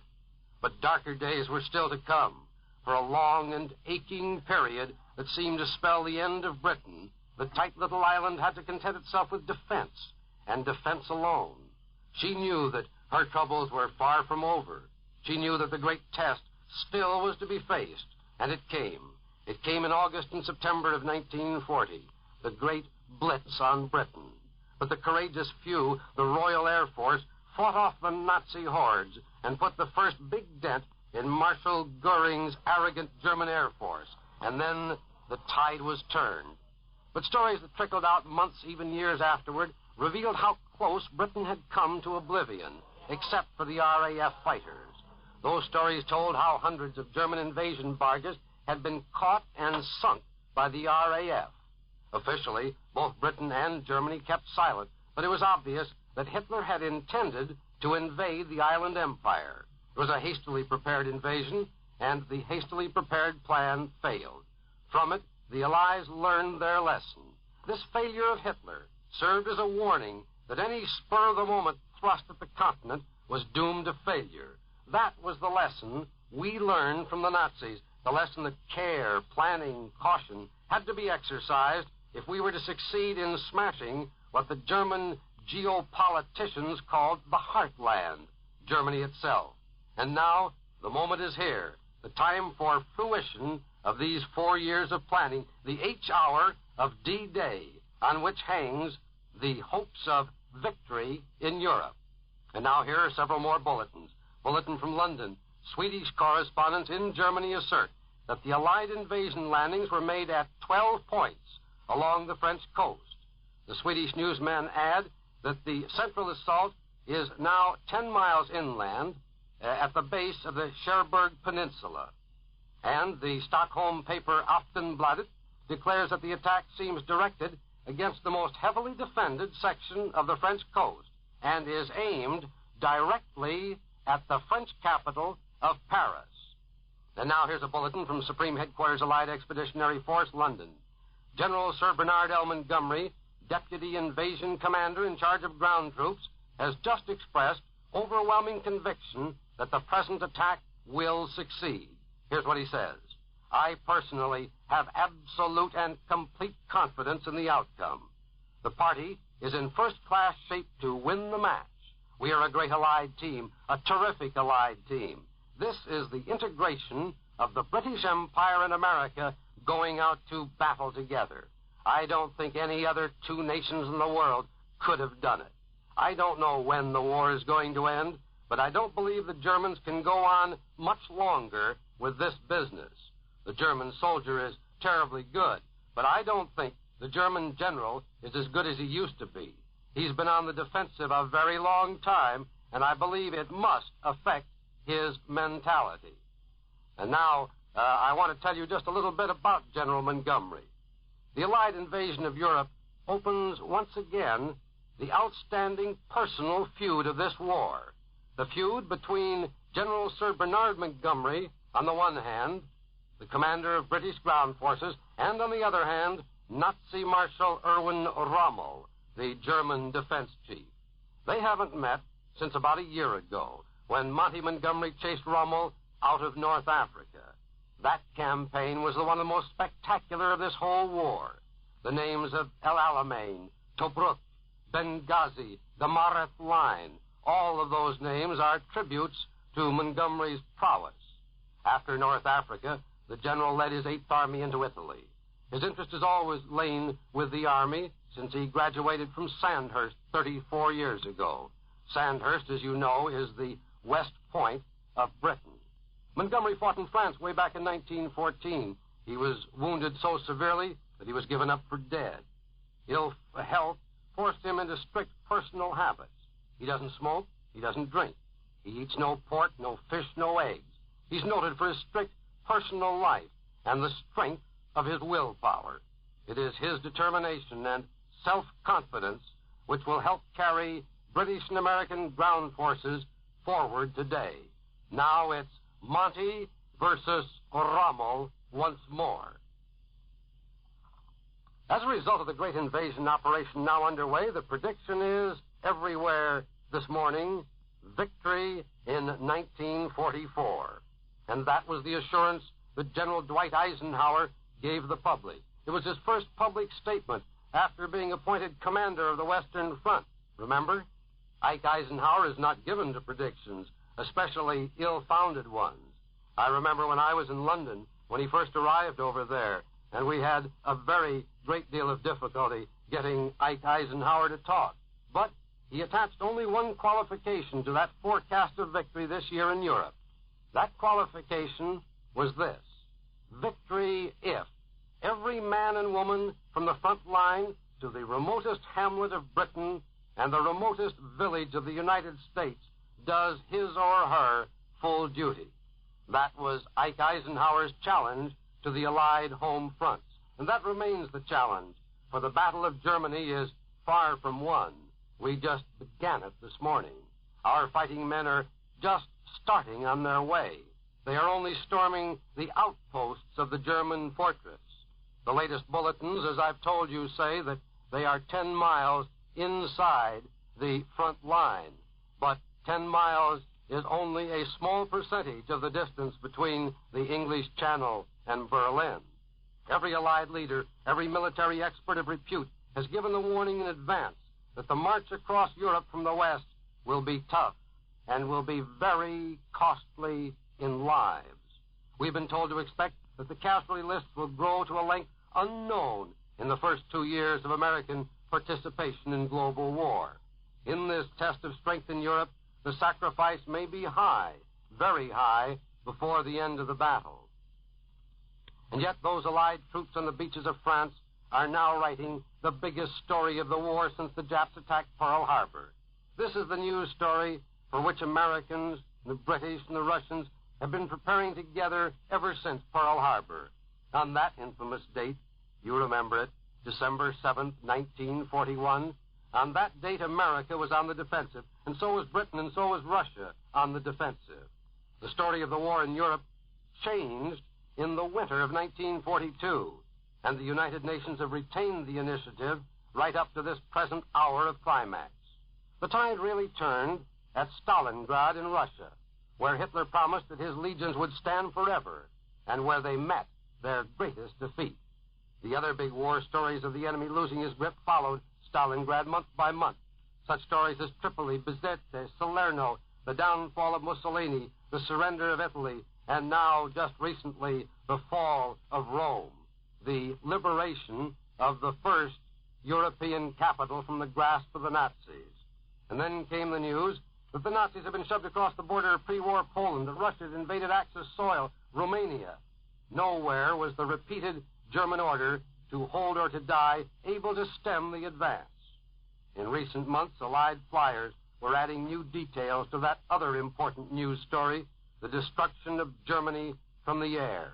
And we're going to see in the next few days or the next few weeks just how badly the Allied Air Force has wrecked Europe.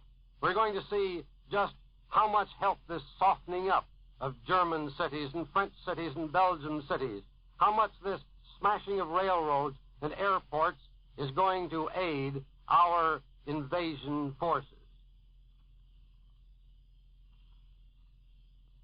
Ladies and gentlemen, as part of the NBC network's worldwide coverage of the invasion, we have brought you Robert St. John, NBC commentator, with news from the NBC newsroom in New York.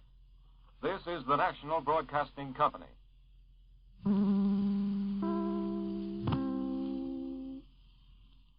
At both ends of this zone of landings are two very important ports.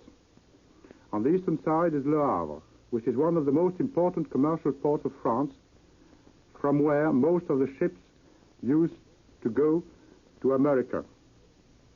On the other side is Cherbourg, a great military port, which was also used as a commercial port. Between these two important harbors, a series of small ports, such as Grand Camp, Port-en-Bessin, and Trouville, can be very useful at the beginning of an invasion. Besides that, small ships can go up to the canal to Caen. It is now too early to try to guess what the Allied command's objectives might be, but a landing along the Normandy coast will offer two possibilities. First, Le Havre coast is the nearest point to Paris. If the penetration was successful, it would lead the Allied forces toward the capital of France, not more than 120 miles away from by the Seine Valley. This would have a tremendous military and psychological effect. The other possibility, in the western part of the landing zone, would be to attack towards Avranches and cut the Normandy Peninsula completely. This would liberate an important area, which would be very useful for further landings of the Allies in France and perhaps lead to the invasion of the Brittany Peninsula. In case of heavy German counterattack, the Allies would then have the rather short defense line from Avranches to Caen. Anyway, according to the latest German reports, heavy fighting is now taking place in the Caen area. If this is true, the Allied troops fighting there are most probably paratroops.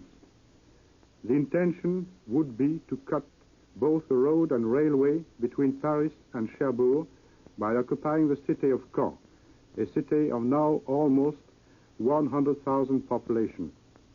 This would isolate the northern part of Normandy, which would leave the German only secondary railways between Avranches and Saint-Lô and Cherbourg. Of course, all this is only conjecture, since we don't know anything about the High Command's intention, and we don't even know if this landing in Normandy will be the main effort of the Allied troops. It must be noticed that the Germans speak of very heavy bombing in the Calais zone. And it must be remembered, too, that hard fighting will probably take place before the Allies make their way through the deep German defense line. Now that the invasion has started, the tens of thousands of French people belonging to the underground movement, backed by the whole French population, will do their best in sabotage work to prevent the German from sending supplies, ammunition, and, above all, reinforcement to the points threatened by the Allied forces. For the French nation, for our beloved country, the dawn of liberation has come. All the patriots in France will do their duty, the same as the French soldiers have been doing theirs on all the fronts of battle since the beginning of the war. Well, you just heard a first-hand expert analysis of the military possibilities along the invasion coast of France by Lieutenant Colonel Victor M. Morrison of the French military mission in Washington. I return you now to New York. Columbia's news headquarters in New York, and now Columbia's military analyst, Major George Fielding Elliott, is going to analyze some of the German military reports which we have got so far. Here is Major Elliott. The German radio has been busy telling the world what the German propaganda ministry, at any rate, possibly the German high command, thinks the Allies are up to. And while we must regard all enemy broadcasts with the usual suspicion, the strategic picture which they are presenting seems to fit together fairly well as a pattern. It seems to be the German idea that the port of Cherbourg is our main objective. This port lies at the northern tip of the Normandy Peninsula. It could be isolated by landing paratroops behind it, which the Germans say we have been doing. And they also report a major landing from landing craft covered by naval forces near St. Vaast-la-Hougue, which is on the eastern shore of the Normandy Peninsula and would threaten the rearward communications of Cherbourg. In addition, the Germans say that paratroops have come down at the important rail and road junction of Carentan, which controls the rail lines and highways leading into the peninsula from the southeast, that is, from the direction of Paris. These are German reports, but they seem to be the logical steps that the Allies would take if Cherbourg were, in fact, one of our major objectives, as it well may be, since it is a large and well-equipped port and would be very useful to a landing force.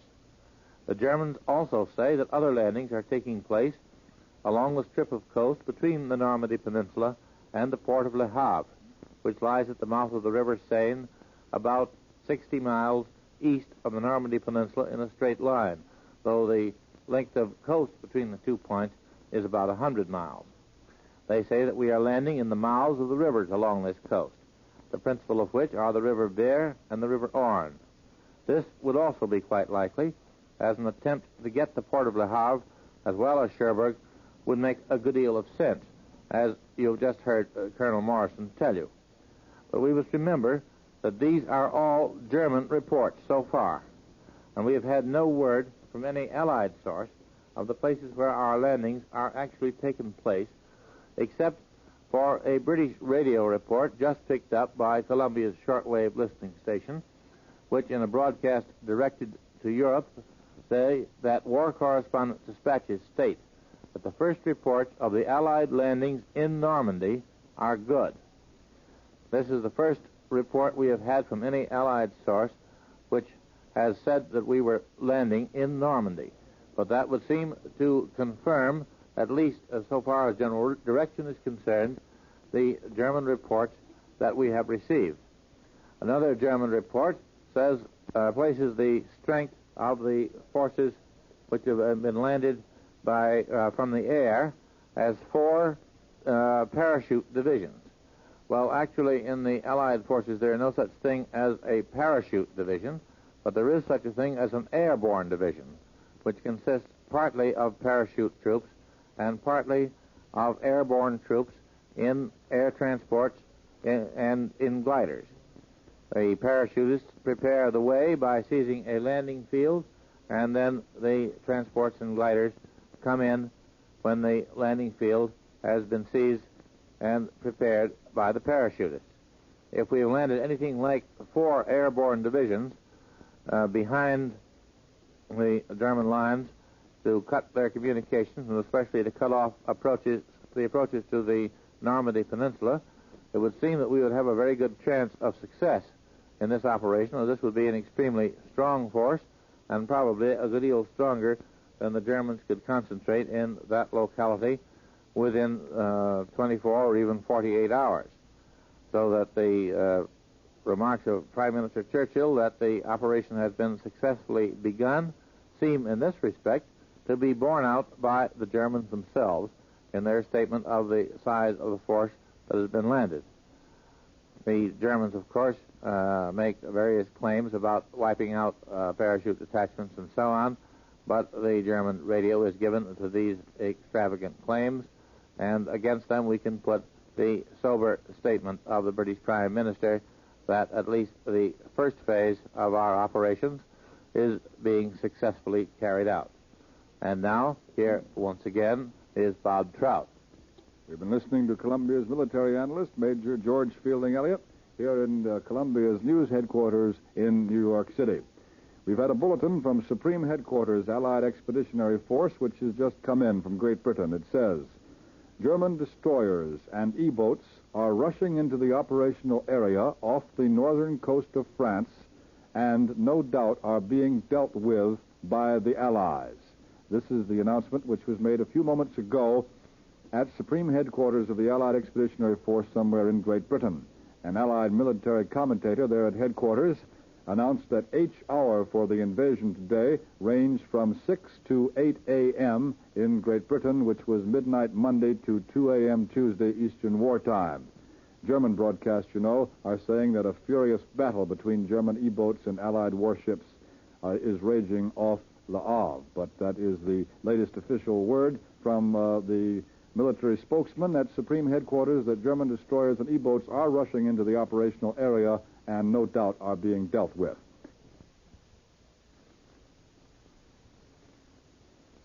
And now, once again, we're going to have word from Washington, D.C., so we take you now to the Pentagon building, which houses the War Department, and we take you to Washington, Joe McCafferty reporting.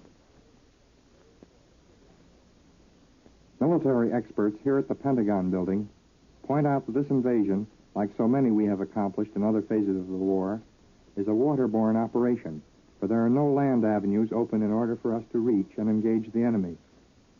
In the past, landings against opposition have been made in greatest force, besides the Pacific area, in Africa, Sicily, and Italy. They also emphasize that this is not General Dwight Eisenhower's first experience with an amphibious operation. He was in supreme command of the joint operation in Africa, in which Allied Army, Navy, and air units participated. In that operation, landings were made at or near Algiers, Oran, and Casablanca. The landing at Algiers was made not at the port itself, but at beaches several miles from the city, and the initial force consisted of Rangers, infantry, artillery, and tanks. 2 airfields, as well as rail and road approaches, were immediately seized, and 16 hours after the landing, the French authorities agreed to surrender the city. In Sicily, the glider-borne air infantry, one of the finest trained units in the world, rugged from forced marches, from enduring all kinds of weather, from struggling through realistic maneuvers, this infantry from the air, our flying doughboys, there they played a major role. From these operations, and many, many more, the pattern for this D-Day had been fashioned. Most of the plotting, the working, the split-hair timing was done in this building, which houses the Secretary of War, his staff, and General George Marshall, the Chief of Staff. For military experts here hasten to point out that such a large-scale operation can't be planned one night and placed in operation the next morning. One point that was brought to my attention here was the fact that there was a staggering total of operational maps which went in with the platoons taking part in this landing. These maps had been made by the Corps of Engineers, the Army Air Forces, the best brains of G2, and thousands of GI soldiers with high degrees of skill. It might be well to point out that maps, in war, are as important as food. You can't travel without them. Most of these maps are based on aerial photography. Squadrons of P-38s and Spitfires were flown by specially trained pilots, whose regular training was augmented with 8 months of specialized navigation and instrument flying. Their task was to photograph enemy territory in solo missions, and they flew with 6-inch and 24-inch cameras as their only defense. I have talked today with Air Corps officers who point out that the Air Force has been taking part in aerial invasion for many long months. On the eve of invasion, targets for the 9th Air Force Mustangs, Thunderbolts, and Lightnings were concentrated in a relatively narrow but important urban area of northern France and Belgium, crisscrossed with roads and rail lines from Germany, leading to the first line of pillboxes and trenches, and dotted with strategic air bases and cities. Now, these Air Corps officers emphasize, the 9th Air Force fighter bombers, as they did before D-Day, strike at large stationary targets, putting the finishing touches on the blanket bombing of the medium and light bombers of the Allied Expeditionary Air Force. Fighter bombing from British bases is the most recent phase of the daylight air offensive. This huge office building, one of the largest and most modern in the world, is now beginning to take on its usual hustle-bustle of the working day. Civil service workers are filing down the long corridors, walking among officers who are wearing their summer suntans. The usual laughter of young stenographers going to work is missing. They are talking earnestly to one another about Tom, Jack, or Ted, who are over there. The officers walk hurriedly to their rooms. Let no one tell you that those in government are so close to the forest they can't see the trees. They feel the impact of D-Day, for they have watched it develop.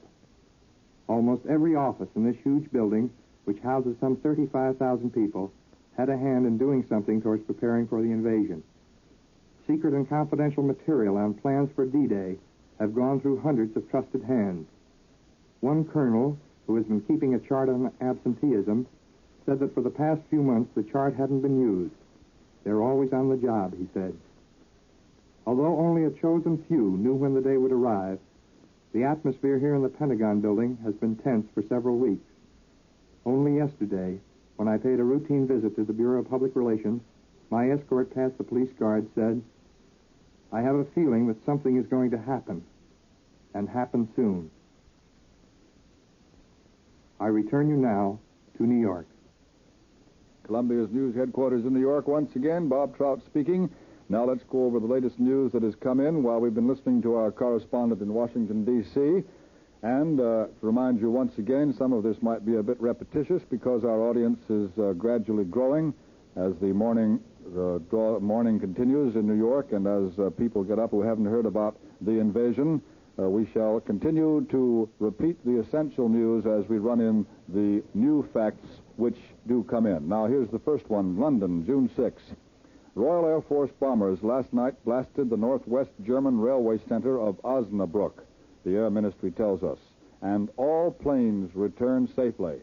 That answers our question about what the heavy strategic bombers were going to do once the invasion started. Some people thought they would be called off strategic bombing altogether and would be used directly to support the invasion, but last night, which was D-Day, Royal Air Force bombers were out after the northwest German railway center of Osnabrück, the Air Ministry tells us, and they also tell us something which is rather unusual. All the Royal Air Force bombers returned safely to their bases in Britain.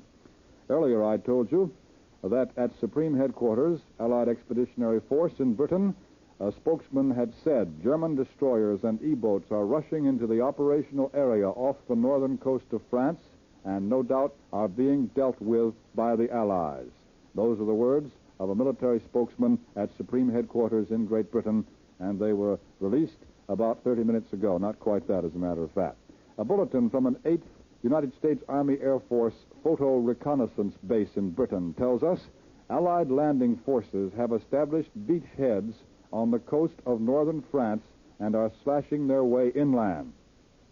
Now, that's the very brief word that we have just had from a United States Army Air Force photo reconnaissance base in Great Britain. That means that a reconnaissance pilot has looked down and has seen the beachheads which now exist on the coast of northern France, and the pilot has come back with the word that the troops who landed and established those beachheads are beginning to move inland. Of course, we don't know how far they've gone. Actually, that's somewhat similar to some of the news that Prime Minister Winston Churchill had given in his statement in the House of Commons, which we have gone over briefly earlier, but as it does contain the very latest details and some very definite details, let's go over it again. Prime Minister Winston Churchill told the House of Commons that massed airborne landings have gone off successfully behind the enemy's lines in France. He said the landings along the beaches are still proceeding, but that the fire of enemy shore batteries has been largely silenced. The Prime Minister noted that many of the German ground defenses, especially those in the water, which we ourselves thought might be stiff to overcome, have proved to be less difficult than had been anticipated before the invasion began. And the Prime Minister revealed that more than 4,000 ships took part in the combined operation, and that we now have about 11,000 first-line planes to support the ground troops. So far, continued Mr. Churchill, everything is proceeding according to plan, and, he said, what a plan it is. The Prime Minister admitted that the vast operation, or rather he said that the vast operation is undoubtedly the most complicated and the most difficult that's ever been undertaken in the history of the world. But, he said, we shall furnish the enemy with a succession of surprises in the course of the fighting. And he warned that in the weeks to come, the battle will grow in scale and intensity. And that word, weeks, in the statement of the Prime Minister this morning, is a word that we should remember. Here's word from Russia that the Moscow radio has told the Russian people about it. At 6:45 in the morning Eastern War Time, in other words, about half an hour ago, in a Russian language broadcast, which was recorded by the Federal Communications Commission in this country, the Moscow radio gave the Russian people the news of the landing of Allied armies on the northern coast of France. The Russian broadcast was given under a London dateline, and it reported the first communique of Supreme Headquarters factually and without comment. We've already given you that one-sentence communique several times, many times I should say, and that communique, while it's the only one that has been given out, is really outdated now by the remarks of the Prime Minister in the House of Commons. Well, from time to time during this night-long broadcast, which began almost just shortly after midnight last night, from time to time we've been waiting to see what Tokyo was going to say, and now we have the first reaction of the Tokyo radio to the news that the liberation of the continent has begun. Here it is. Tokyo radio's first reaction to the invasion was a broadcast in the German language, beamed to Europe, according to the CBS correspondent in San Francisco, who quotes Claude Buss, director of the Pacific Division of the Office of War Information. And the Tokyo broadcast says, quote, "We have just learned with deep concern of the landings by the Allies on the coast of France. We expect, says Tokyo, that they will be quickly annihilated by the courageous German armies."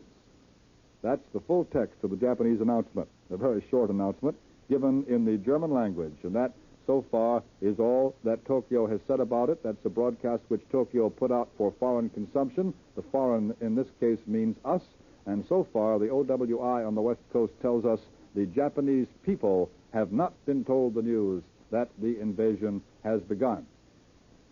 Now, those of you particularly who stayed with us all night, who began to listen to this all-night-long broadcast shortly after midnight last night, when we began with only the German reports, the German bulletins and announcements that the invasion had begun, those of you who began to listen to us then before our own high command had said that the invasion had indeed begun, will be especially interested in this warning from Elmer Davis, which Mr. Davis made at his office in Washington this morning. Elmer Davis says, despite the Germans' accuracy in announcing the invasion before the official Allied communique, German broadcasts should not be relied on in the future. Elmer Davis said the reason the Germans made the announcement so quickly before the Allied communique was released, a couple of hours before, in fact, was possibly that the Germans are trying to build up a reputation for accuracy so that they can then put one over on the Allies later. That's the way Elmer Davis puts it. He says that later on they may try to put one over on us, and that's why they're trying to build up their reputation for accuracy. And then Mr. Elmer Davis asked all Americans to remember that Joseph Goebbels is in business for his health and not for ours. And now at this time at Columbia's news headquarters in New York, we're going to repeat a very colorful broadcast made earlier this morning on this network by CBS correspondent Richard C. Hotlet, who was speaking from London. Those of you who have been with us all along heard Mr. Hotlet's broadcast, and now Mr. Hotlet's report will be read by Joe King. The Allied forces landed in France early this morning. I watched the first landing barges hit the beach exactly on the minute of 8th hour. I was in a 9th Air Force Marauder flying at 4,500 feet along 20 miles of the invasion coast. From all I could see during these first few minutes, there was nothing stopping the assault parties from getting ashore. We spent about half an hour over enemy territory. We flew over and bombed some of the coastal fortifications, but except for some light flak from inland positions and from some kites firing at us, we saw no enemy gunfire. The only other sign of life in enemy territory were some white and yellow parachutes dotting the ground where our paratroopers had hit the ground. The weather is favorable for the operation. Offshore, Allied warships were bombing the enemy coast, and they seemed to be doing it without any opposition. As far as we were concerned, there was no opposition from the air either. The Luftwaffe just didn't seem to be there. What I saw was literally the last minute of the invasion preparations and the first minute of invasion. We were low, but we were traveling fast, and we could not tell how the battle for the beaches would develop. But if the ground action goes as smoothly as the air preparation, we can hope for the best. I went in with a bomber group, probably the hottest group in the 9th Air Force. Our mission was to plaster the invasion beach and some coastal fortifications with bombs 7 minutes before our assault parties came ashore. This group was chosen for the hair-trigger work because of its previous superb record. Well, we delivered, and we delivered on time. This is the way it worked. Last night, we were told briefing would be at 3 o'clock. We got up at 2, had griddle cakes and fried spam for breakfast, went into the long hut that serves as briefing room. The doors were closed, and the commanding officer announced that the invasion had begun. He said that since midnight, 3 hours before our paratroopers, some 20,000 of them had been landing in France. I'm reading you a dispatch by Richard C. Hottelet of CBS's London staff. Now to continue. The men cheered. The men went on to say that the air forces were being called for their maximum contribution. There were going to be more than 1,500 fortresses and liberators flying in ahead of us. Hundreds of medium bombers, too, were going to precede us. And our group was to wind up the pre-invasion bombing. When he said this, the men really cheered. To top it off, we were going to have cover from more than 2,500 Allied fighters. The colonel made it plain that nothing was to be left to chance. The weather in the target area had been unsettled and cloudy, and if we were going to deliver precision bombing, we were to have to fly below the clouds, and that we could go down and bomb from 1,000 feet. When he said that not a man blinked an eye, despite the fact that such a low altitude counts as suicide with the marauders. It was still dark when we took off, but one by one those marauders roared down the runway and took off. An hour and a half later, we were out over the English Channel. First, we couldn't see anything at all except a few stray vessels. Great care had been taken to keep our ships from firing at their own planes. Every single bomber and fighter had been painted overnight with special markings on wings and fuselage. And the direction we were to fly, the way we were to turn if we got into trouble, and the recognition signals we were to give had all been very carefully worked out. Even so, when we passed over the first few barges, we had the uncomfortable feeling that we were being shot at. It didn't last long. We were out and away in a matter of minutes. By this time, it was getting on, and the sun was painting the sky a bright orange color on our left. Below us, the English Channel was a fine deep blue. There were a few white caps, but we got the impression that it wasn't very rough down below. About 5 miles off the French coast, we saw planes in a steep dive laying a smoke screen. Just about the same minute, the pilot said he saw fires on the shore. I looked as hard as I could, and there down to the left were some naval vessels. They looked like cruisers, firing broadsides onto the shore. Their guns belched with flame and smoke. Once I saw a fountain of water not far from one of them, which may have been a shot from the shore or a depth charge. Near the cruisers were dozens of landing craft of all kinds, hardly visible in the early morning haze. All this while, we saw medium bombers and fighters crisscrossing on the way to the target without a sign of a German plane. Then, as we turned in over the coast, about 10 minutes before H hour, we saw a fast assault boat race along parallel to the beach, laying a smoke screen. From the way the screen lay, smooth and even, it looked as if there were no wind. We're continuing to read you a dispatch by Richard C. Hottelet of the CBS London staff. Now we continue. We opened our bomb bay doors. Light flak began to come up after us. Off to our left, not near at all, firing only sporadically. The flights ahead of us dropped their bombs. The guns on the ships offshore resumed fire. The bombs and the shells burst together on the target. There were sheets of flame down below, then rolling balls of brown and black smoke. 4,500 feet up, our plane was rocked by the concussion. We got the stench of the explosives. We dropped our bombs as scheduled. And just then we saw down below on our left dozens and scores of white streaks as the assault boats raced over the blue water to the beach, leaving their white wakes stretched out behind them. As we turned away from the target, we saw the boats hit the beach. Then we took evasive action, and I couldn't see anymore. Down below, except for some more sporadic smoke, it was a dead country. No sign of life, no vehicles on road, no troop movements. And all the way in, we saw our marauders weaving in and out in perfect formation above us, below us, and around us on all sides. We didn't see a single one of our planes in distress. The mission wasn't the way we had figured it. We had expected to see German fortifications give back blow for blow with our ships. There was no sign of it.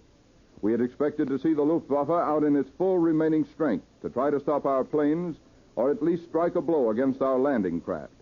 We didn't see either. We had expected to find enemy territory full of anti-aircraft, alive with reserves moving into threatened areas. We didn't see that. The circumstances of our flight, the fact that we got there simultaneously with the invading troops and left in a minute, make it impossible to draw any far-reaching conclusions on how the battle is going. But one thing we can say already, and that is our air supremacy over the coastal invasion zone today is not seriously challenged. And that is the report of Richard C. Hottle, CBS London correspondent, who was over the invasion area in a bomber. And now, back to Bob Trout. That was Joe King reading the dispatch from Richard C. Hotlet. It was not exactly a cable dispatch. As a matter of fact, Mr. Hotlet first gave this report as a broadcast direct from London, one of the many broadcasts that were coming in direct from Supreme Headquarters in Great Britain sometime during the night. Those of you who have been with us all night heard Mr. Hotlet's broadcast direct from Great Britain after he had returned from his flight in the Marauder. Here's a dispatch which has just come in, very brief. Supreme Headquarters, Allied Expeditionary Force. It says, as the battle opening the Western Front raged in northern France, General Eisenhower occupied a lonely post on the British side of the Channel. After inspecting parachute troops before they went into the battle, the director of history's greatest amphibious strike stood on the roof of a house watching the huge air armadas roar across the Channel. And now at this point, some of us, I think, would like to know more about landing craft.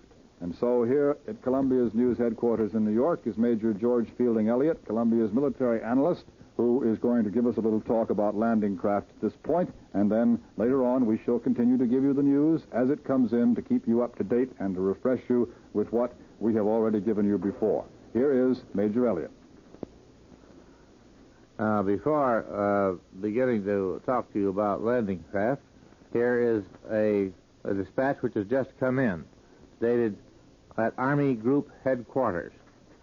General Bernard Montgomery, on the eve of battle, told correspondents, "I personally have absolute and complete confidence in the outcome. The party is in first-class shape to win the match," said Montgomery. He believed Field Marshal Erwin Rommel would aim at defeating the operations on the beaches. That is to say, General Montgomery believes that Rommel will not conduct what is called an elastic defense, but will try to throw the Allied landing forces right back off the beach into the sea. But as you have just heard in the reading of Mr. Hotlet's dispatch, that does not appear to be what has happened in the area which Mr. Hotlet had the opportunity of observing. "We are a great Allied team," Montgomery continued, "a terrific Allied team. The integration of the British Empire and America going out to battle together. I don't think any other two nations could have done it. I don't know when the war is going to end, but I don't believe the Germans can go on much longer with this business," Montgomery continued. "The German soldier is terribly good, but I don't think the German general is as good as he used to be. He has been on the defensive a very long time, and I believe it must affect his mentality." There, I think General Montgomery was speaking of General Rommel, his old opponent in Africa, who is now the commander of the German reserve forces, that is, the German forces which are going to make the main counterattack. So the German general in supreme command of the anti-invasion forces is Field Marshal General Gerd von Rundstedt, who is Rommel's superior. And now, to get on to the question of these landing craft, which are carrying our men across the Channel and delivering them on the coast of France. I might introduce that subject.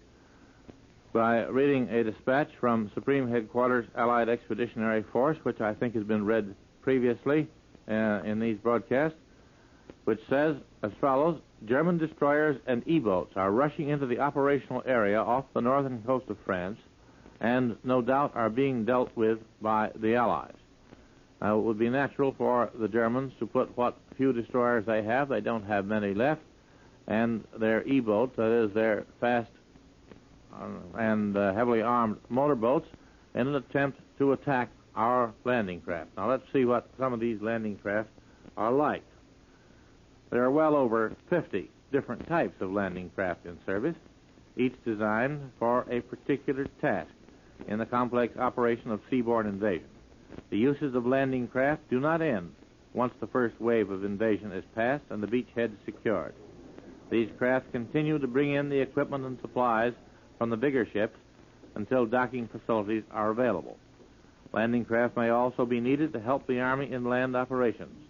In the crossing of the Volturno River in Italy, for example, 4 tank landing craft escorted by 2 motor launches took the tanks across for the Army.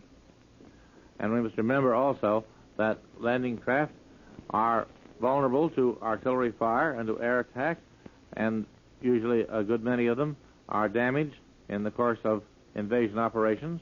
The damage to landing craft has usually exceeded expectations, so that after the first few days there are not so many of them available. The following is a list of some of the types of landing craft with the details of how they work. The assault landing craft, known as the LCA, was the first of the modern type of landing craft, and it is an armored, flat-bottomed steel boat which operates under its own power. The wheelhouse is a small cabin in the forward part of the craft, and the ramp is small and on a level with the gunwale. The troops are carried in 2 bays, fore and aft, covered by armored decking. The capacity of the LCA is about 35 men. These craft carry out the first assault landings. That is, each of them carries one of the assault groups which were described to you in an earlier broadcast. They are driven right onto the beach, and the bow flap drops down to allow the troops to run straight ashore. This landing craft has a crew of 4. Then there are 2 other types of a similar nature. That is landing craft personnel, similar to the LCA but slightly smaller, and the mechanized landing craft, which has a very shallow draft and with twin screws, and is also run right up on the beach. The support landing craft is not really a landing craft at all. It's a powerfully armed ship whose task in an invasion is to go in close to the beaches and cover the initial landing. It has smoke apparatus and mortars, in addition to machine guns and light cannons. The landing craft flak, LCF, is a floating anti-aircraft battery. It, too, is not really a landing craft at all. And we come to the LCT, our landing craft tank. A typical LCT is about 200 feet long, displaces 350 tons, with a draft of 3 feet forward and 7 feet aft, enabling it to run up on a shelving beach. It's a seagoing vessel driven by twin diesel engines and has a crew of 12 men in all. 2/3 of it are occupied by the tanks or other vehicles, which are placed on a reinforced iron platform with a corrugated surface to prevent them from slipping. These craft are capable of carrying a number of tanks or other vehicles, trucks, armored troop carriers, and so forth, or of guns. When loaded, the vehicles are driven in stern first, packed close together, and lashed in place while at sea. The LCT has a hinged ramp in the bows, which enables the tanks or other vehicles to be driven straight ashore. The LCT, incidentally, is not a good seaboat, her construction making her easily affected by wind and tides and difficult to maneuver. Nevertheless, the LCTs in the Mediterranean have steamed great distances. One group of them, for example, was at sea off and on for 2,000 hours and steamed about 10,000 miles in that time. The LCI, or landing craft infantry, is one of the most important types of landing craft, and one of the those of latest design also. The troops are landed directly on the beach by the inclined ramps to port and starboard, which are let down on each side of the bow.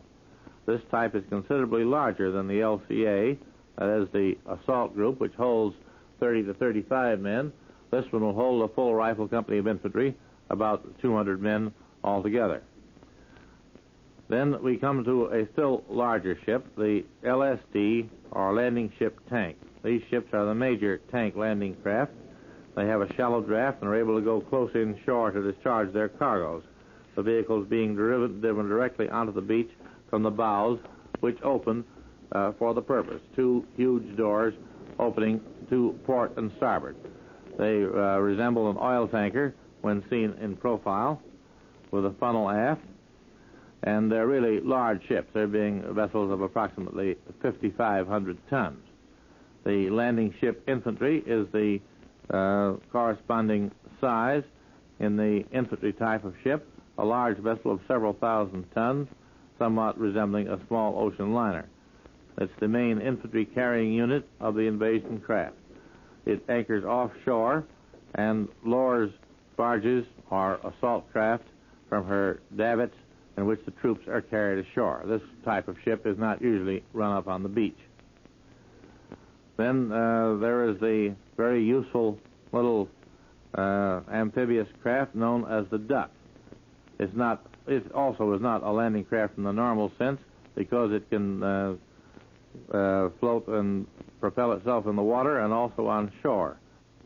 At sea, it looks like a square-bowed launch, the body being boat-shaped and boat-sided. Ashore, it is a 6-wheeled, 2.5-ton truck. It has a normal motor engine, which is thoroughly protected from the sea. The engine actuates a propeller at sea, and it drives the wheels when the Duck is on land. The changeover is made by a single movement of a special lever. Ducks are carried on board ship as deck cargo and are lowered over the side when they are needed by derricks. The men slide down ropes into them, and supplies are lowered in the normal way. The Ducks were first used in the Sicilian campaign, and they've also been used in the Pacific by our Marines and other landing forces. The naval vessels chiefly concerned with the close convoying of the invasion armada are minesweepers, trawlers, motor launches, flak ships, destroyers, corvettes, and aircraft carriers. The minesweeper, of course, has the task of sweeping up enemy submarine mines, which might otherwise blow up the landing craft, and these will be sowed pretty thickly offshore in areas where the enemy expects us to come in. Trawlers are used also for the same purposes. Flak ships are just what the name implies, anti-aircraft ships for the protection of the landing craft against enemy air attack. Destroyers and corvettes deal with attempts by enemy destroyers or E-boats to attack the landing craft, such attacks as have been reported in the dispatch that I read to you at the beginning of this broadcast. And larger craft may also be necessary if the presence of enemy cruisers may be suspected. The enemy has a few large warships left, and of course he may decide to use them, to throw them in, to do what damage they can do.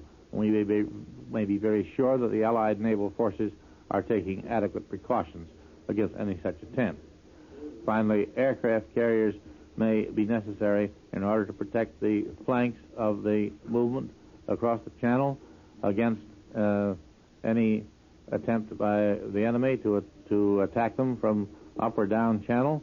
They may be out a considerable distance where the channel is wider, or even well out at sea, watching for the approach of enemy naval vessels attempting to raid the channel from either from the North Sea or from the Atlantic side.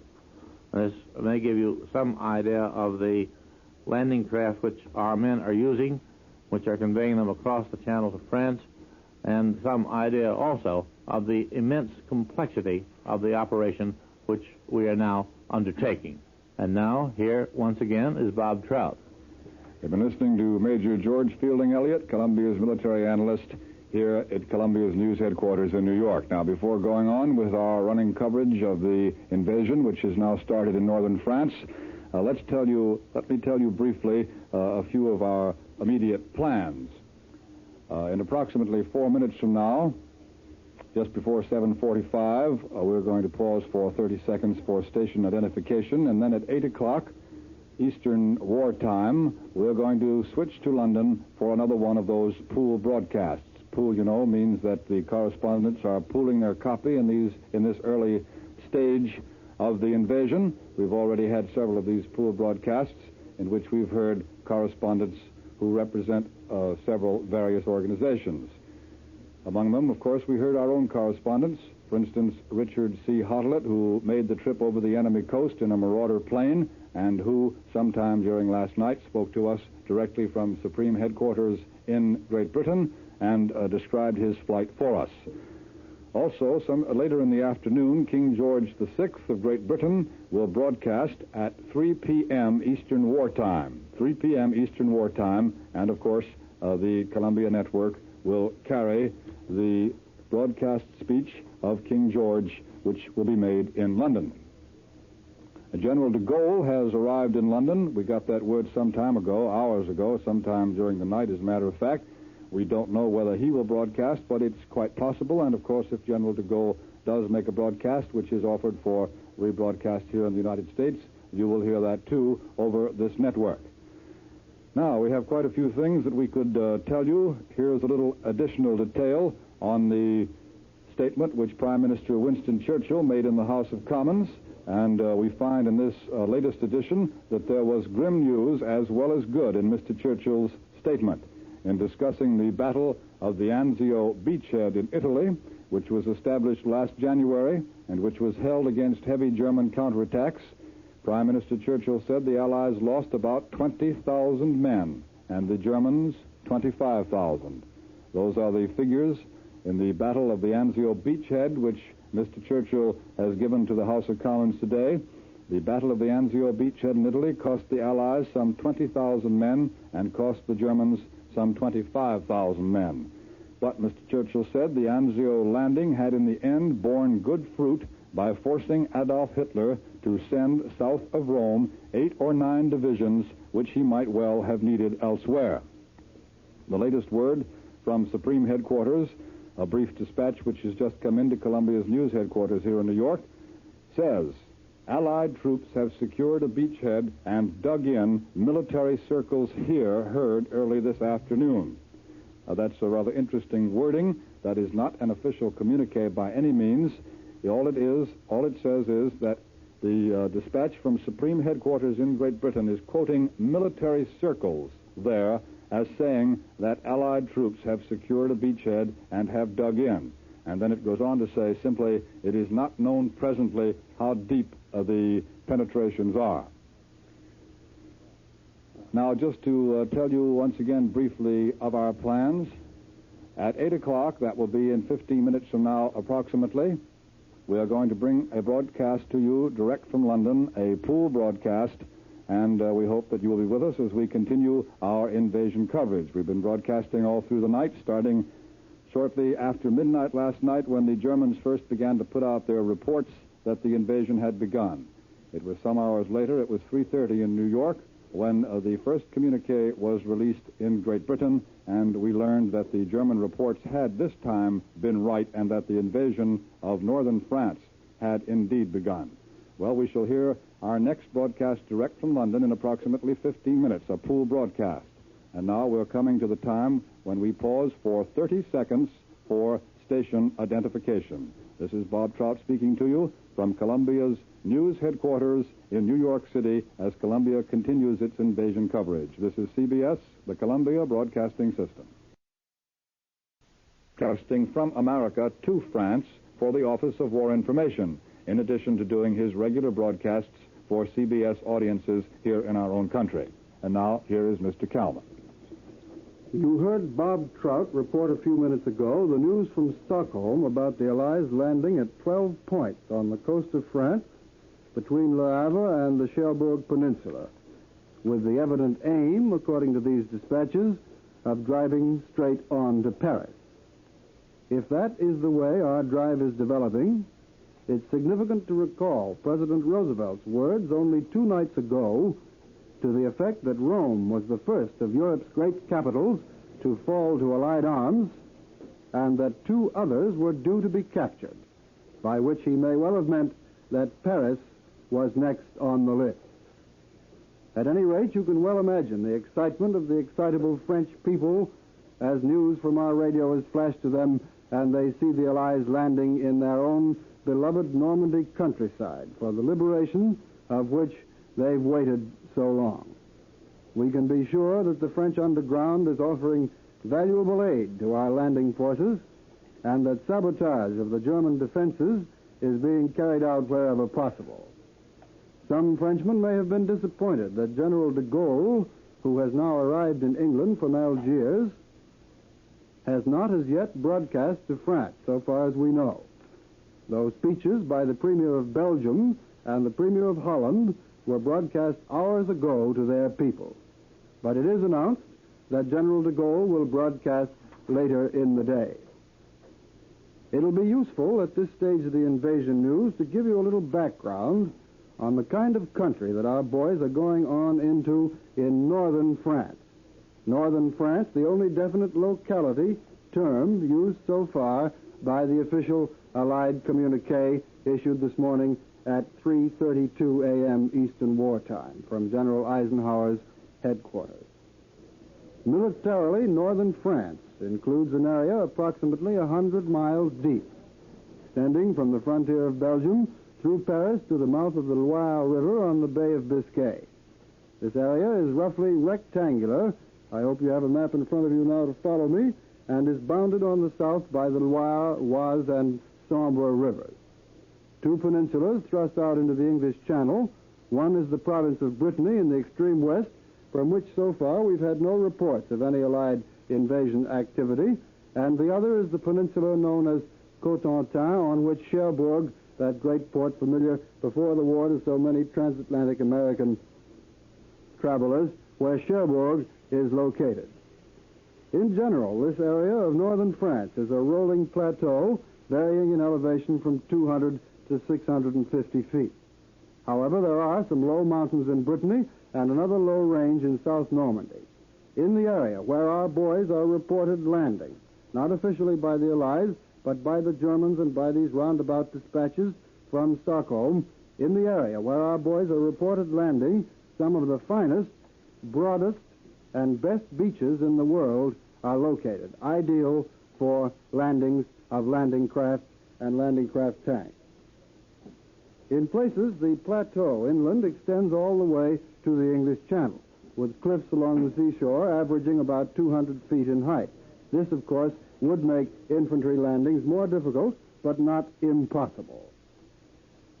In other places, the plateau drops before reaching the coast, and there are wide sandy beaches, such as I've just been describing, with good access to the interior, and where, according to CBS correspondent Richard Hartelet, who passed over that area in a plane not many hours ago when the invasion was launched, our troops were not meeting any opposition that was visible to that correspondent from the plane. These cliffs along the Normandy shore are seldom more than 200 feet high, and they're usually sloping and covered with soil. This makes it possible for foot troops to scale them, but they are an obstacle to vehicles. We won't be able to get tanks in that way. However, there are numerous streams cutting through the cliffs along the Channel invasion coast and forming ravines and valleys to the ports and the beaches. Through some of these breaks in the cliff line, there are railroads and main highways. Through others, there are paths which could be widened and graded for the passage of military vehicles. Back of the coastal area, all of northern France is thickly cultivated and studded with towns and cities. There's a dense network of both surface roads and railroads. We don't know, of course, the extent of damage that our bombing has done to intercept these facilities. In the invasion, the roads will probably be of greater importance than the railroads, the highways, that is, where the French underground will be able to offer us valuable assistance. French saboteurs are expected to interrupt communications by rail. The indications so far are that the Germans will have to depend mainly on these highways for the rapid movement of their troops. And it may therefore be necessary to land parachute forces in increasing numbers to seize these key road junctions. I turn the microphone now back to Bob Trout here in the CBS newsroom in New York.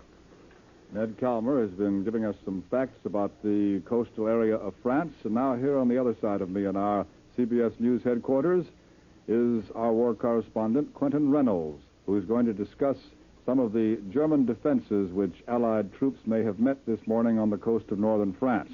Mr. Reynolds will give us this discussion based on his experiences at Dieppe, at Salerno, and also the information which he has got by studying Royal Air Force reconnaissance photographs. And now here is Quentin Reynolds. All night long, while giving you the brief official communiques and eyewitness reports of our correspondents who have returned from France to London, we have been attempting to visualize the pattern of this invasion. Gradually, it seems to be taking shape. Our army struck, according to the German radio, between Le Havre and Cherbourg, in the Baie de la Seine, a field of operations stretching roughly about 60 miles. This is about 50 miles southwest of Dieppe.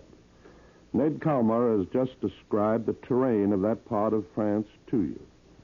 Now, apparently we attained something at 2:25 a.m. this morning, which not even the most optimistic military observer hoped that we would attain. That is, tactical surprise. We landed on the sandy beaches in the Deauville and Trouville area. For months, the Germans have sneered that these beaches were absolutely invulnerable. They didn't think that we'd dare to land on sandy beaches. Sandy beaches can be mined, and it is almost impossible to land on a beach that is heavily mined without incurring great casualties. The beaches in front of Dieppe, where we landed in August 1942, were not sandy. They were not mined. That's because they were what the British call shale beaches. No sand, merely boulders and small rocks, rounded by the constant action of the tides. You can't mine shale beaches because the water striking the shore keeps shifting the rocks and the boulders, and this motion is enough to set off the mines. But mines buried underneath the sand remain there until an unwary foot treads upon them, or the weight of a tank or a... General Clark said to me, "We're spitting right into the mouth of the lion." General Eisenhower, apparently convinced by the success of the Salerno operation, decided to spit once more into the mouth of the lion. Instead of attempting various flanking movements, or diversionary movements, or feints, he led to his enemy's strength. And the enemy's strength was not good enough to keep us from landing. This part of the coast has always been considered the best defended portion of the entire French coast.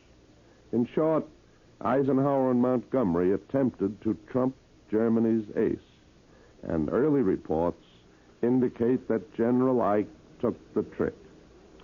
We landed on some of the best beaches in the world, long, rolling, sandy beaches, once the playground of Europe. But somehow or other, we managed to neutralize the thousands of mines which must have lurked under the hard, innocent-looking white sand. Our sappers have been well trained in the business of making enemy mines innocuous. They know all about the so-called S-mines, which our men call the bouncing babies. They know about the telemines and the tripwires, which will set off half a dozen buried grenades if you stumble over them. They know about the three-pronged igniters that stick a few inches above the ground. They can see these. They can't see the so-called platter mines, almost as thin as phonograph records, which are buried a foot below the surface of the ground. We know that early this morning, the first men to dash out of the landing barges were the sappers with their detecting devices. These reveal the presence of all metal mines.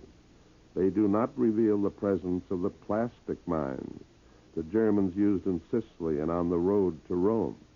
But perhaps by now the genius of our scientists has found an answer to these, too. The Army authorities are silent on this subject. There are cabanas and small country villas behind the beaches of Deauville. Our men knew all about them, and about the danger that lurked inside them. The Germans are masters of the booby trap. Our men had orders never to open a door of any of these buildings.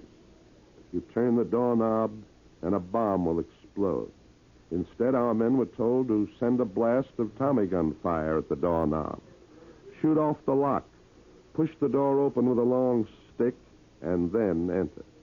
And when they took refuge in these villas and in the farmhouses and barns which dot the French countryside and back of the beaches, they had further orders. They were told not to move a chair or a table, not to straighten a picture on the wall, not to pick up a fountain pen or pencil they might find on a desk or table. All of these might be, and undoubtedly were, booby traps.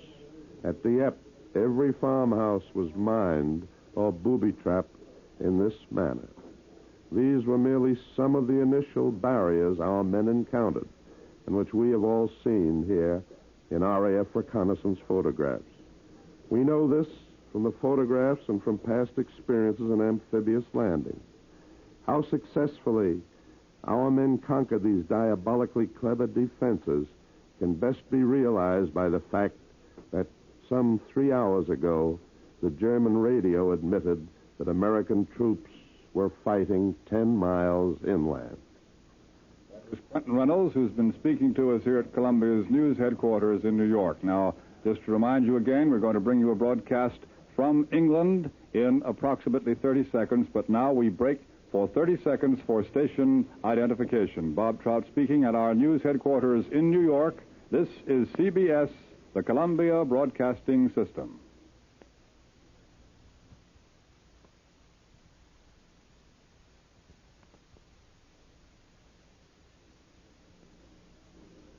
This is D-Day, the day of the Allied invasion of Western Europe, and CBS World News brings you the invasion reports of its correspondents at home and abroad, called in by Alan Jackson.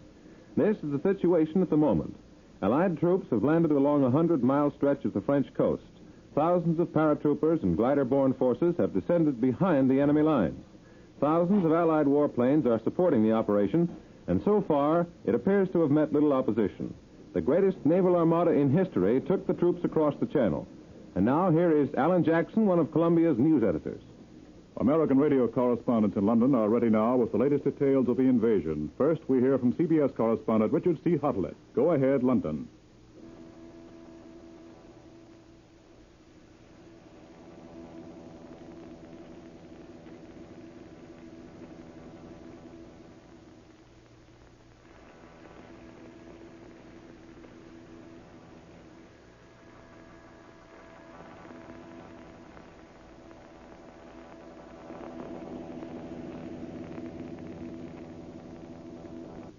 This is CBS New York calling London. Go ahead, Richard C. Huttlett. Invasion of Europe. Speaking in the House of Commons, Mr. Churchill said that these landings are the real thing. He said this after German radio reports had tried to insinuate it might be a false alarm or a diversion which might be called off. The Prime Minister also said that the fire of the shore batteries has largely been quelled. I can confirm that in part because this morning, precisely at H hour, I flew over 20 miles of the invasion coast in a Marauder and did not see a German coastal battery fire a shot. Mr. Churchill revealed that the invading forces had not found the German underwater obstacles as difficult as we had feared, and that the landings on the beaches are still going on. Which means that within 6 hours of the commencement of seaborne operations, the invasion of Europe has cleared the first hurdle.